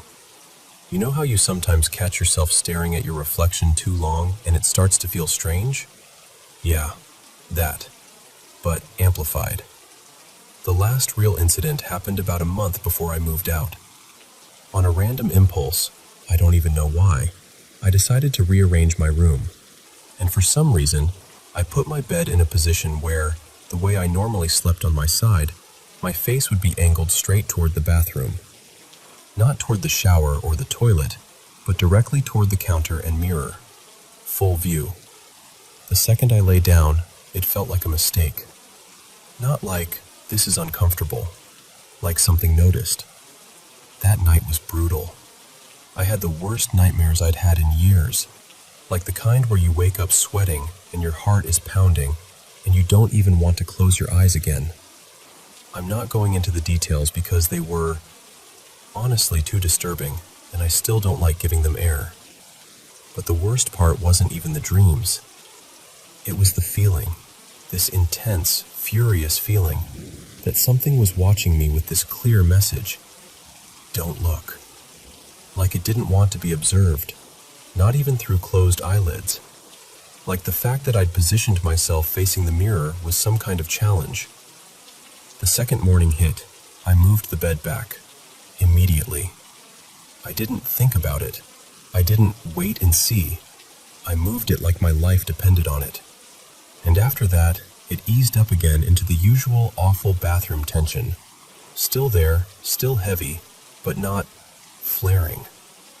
I moved out not long after. And the weirdest thing is, I've lived in a bunch of places since then, and I've never felt anything like that again. At least not in a bathroom. But I will say this. I've had a few other experiences over the years that I can't explain in any normal way. Different places, different circumstances. This one just sticks with me because it felt so specific. Like that bathroom wasn't haunted in a spooky story way. It felt occupied. And it felt like whatever was in there really didn't like being noticed.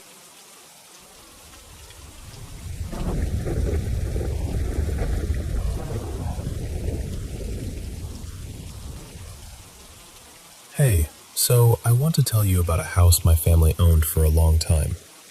And when I say owned, I mean it in that weird way where a place feels like it owns part of you too.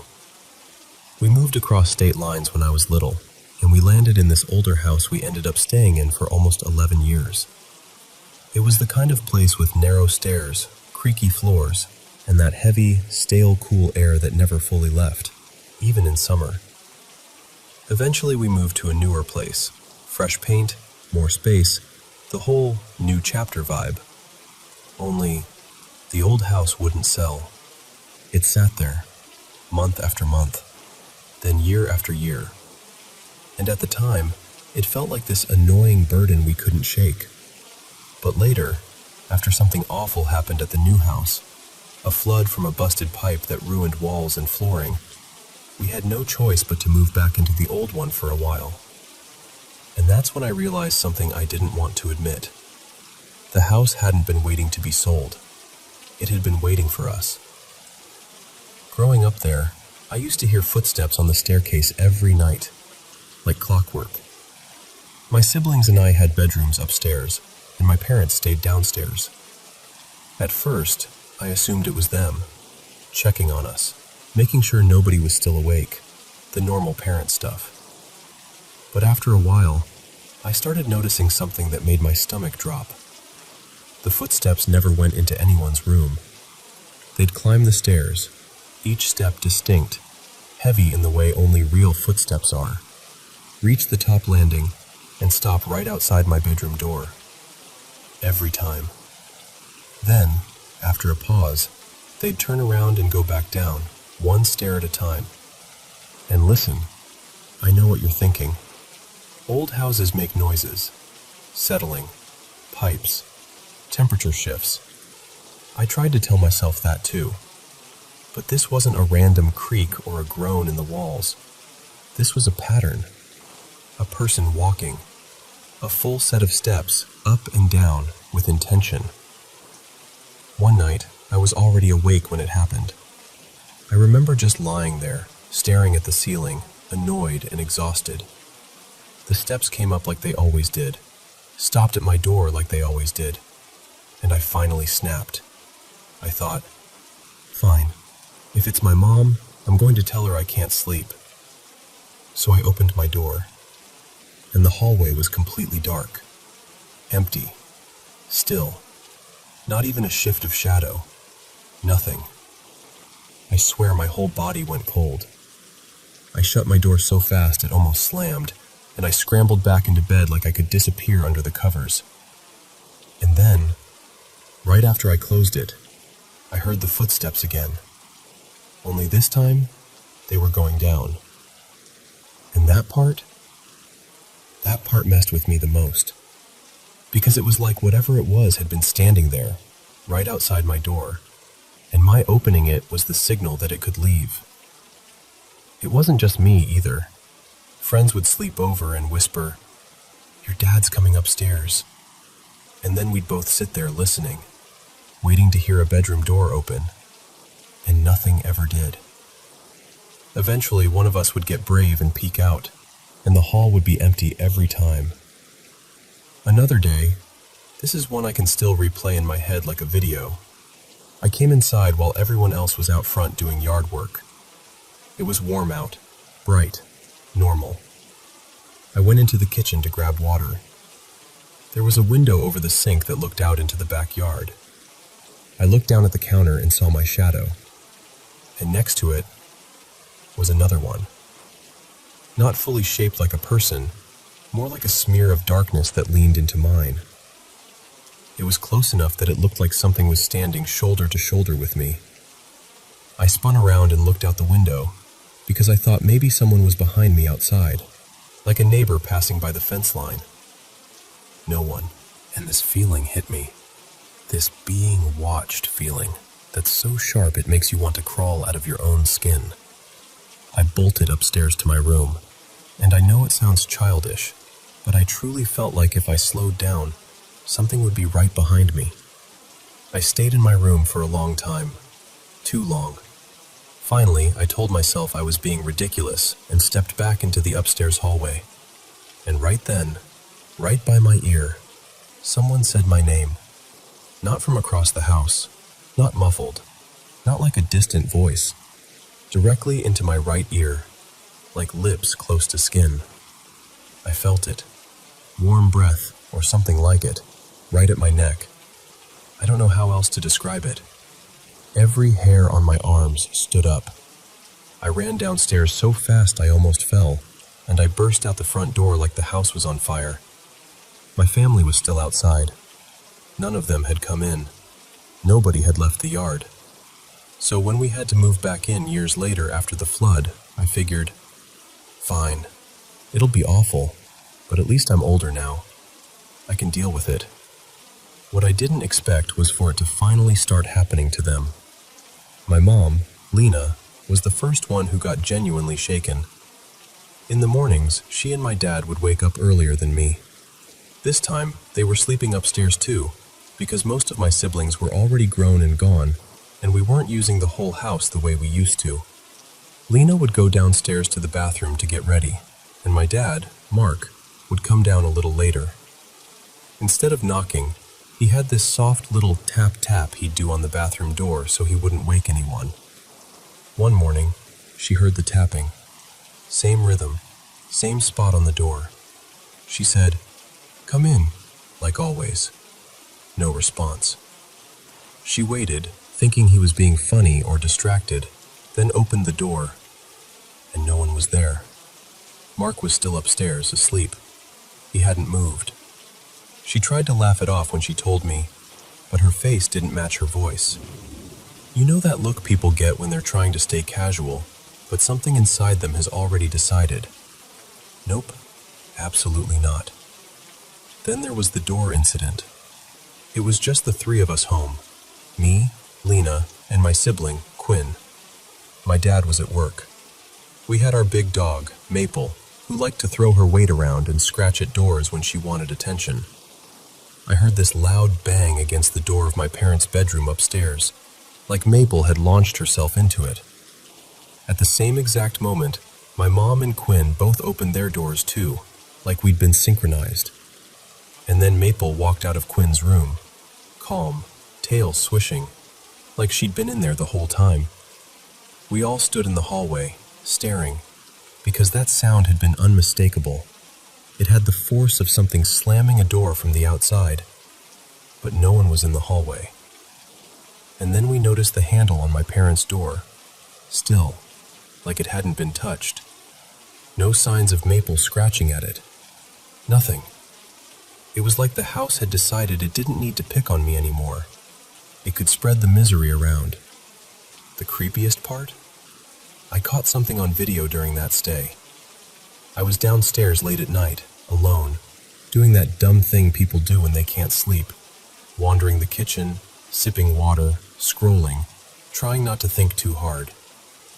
I recorded a quick video on my phone, mostly just messing around, and suddenly, bang! The loudest sound I've ever heard inside a house. It was so violent my ears rang. For a split second, I genuinely thought lightning hit nearby, like it struck the yard or the roof.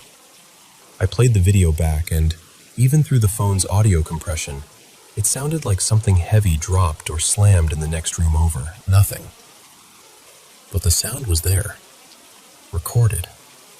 Real. We talked about every reasonable explanation. Inspections, wiring, pipes, the foundation, even carbon monoxide, because I know that can mess with you, especially in old places. But the house had been checked multiple times, even before it finally sold. Nothing ever came up. And then there was the little thing that felt like a horror movie prop tucked into real life. Years earlier, we found an old photograph hidden behind a shelf in a closet we used all the time. A picture of a young girl, sepia-toned and worn at the edges, like it had been handled 1,000 times. None of us recognized her. It wasn't family. It wasn't ours. Maybe it meant nothing. Maybe it was leftover junk from a previous owner. But in that house, nothing ever felt like just nothing.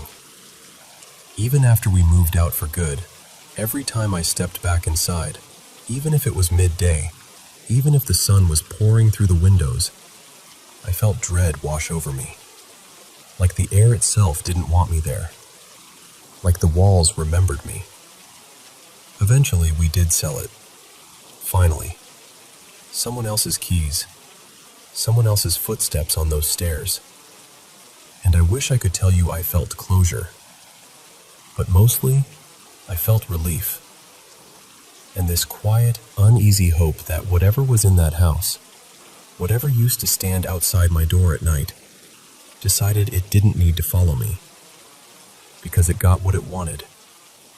It got to stay.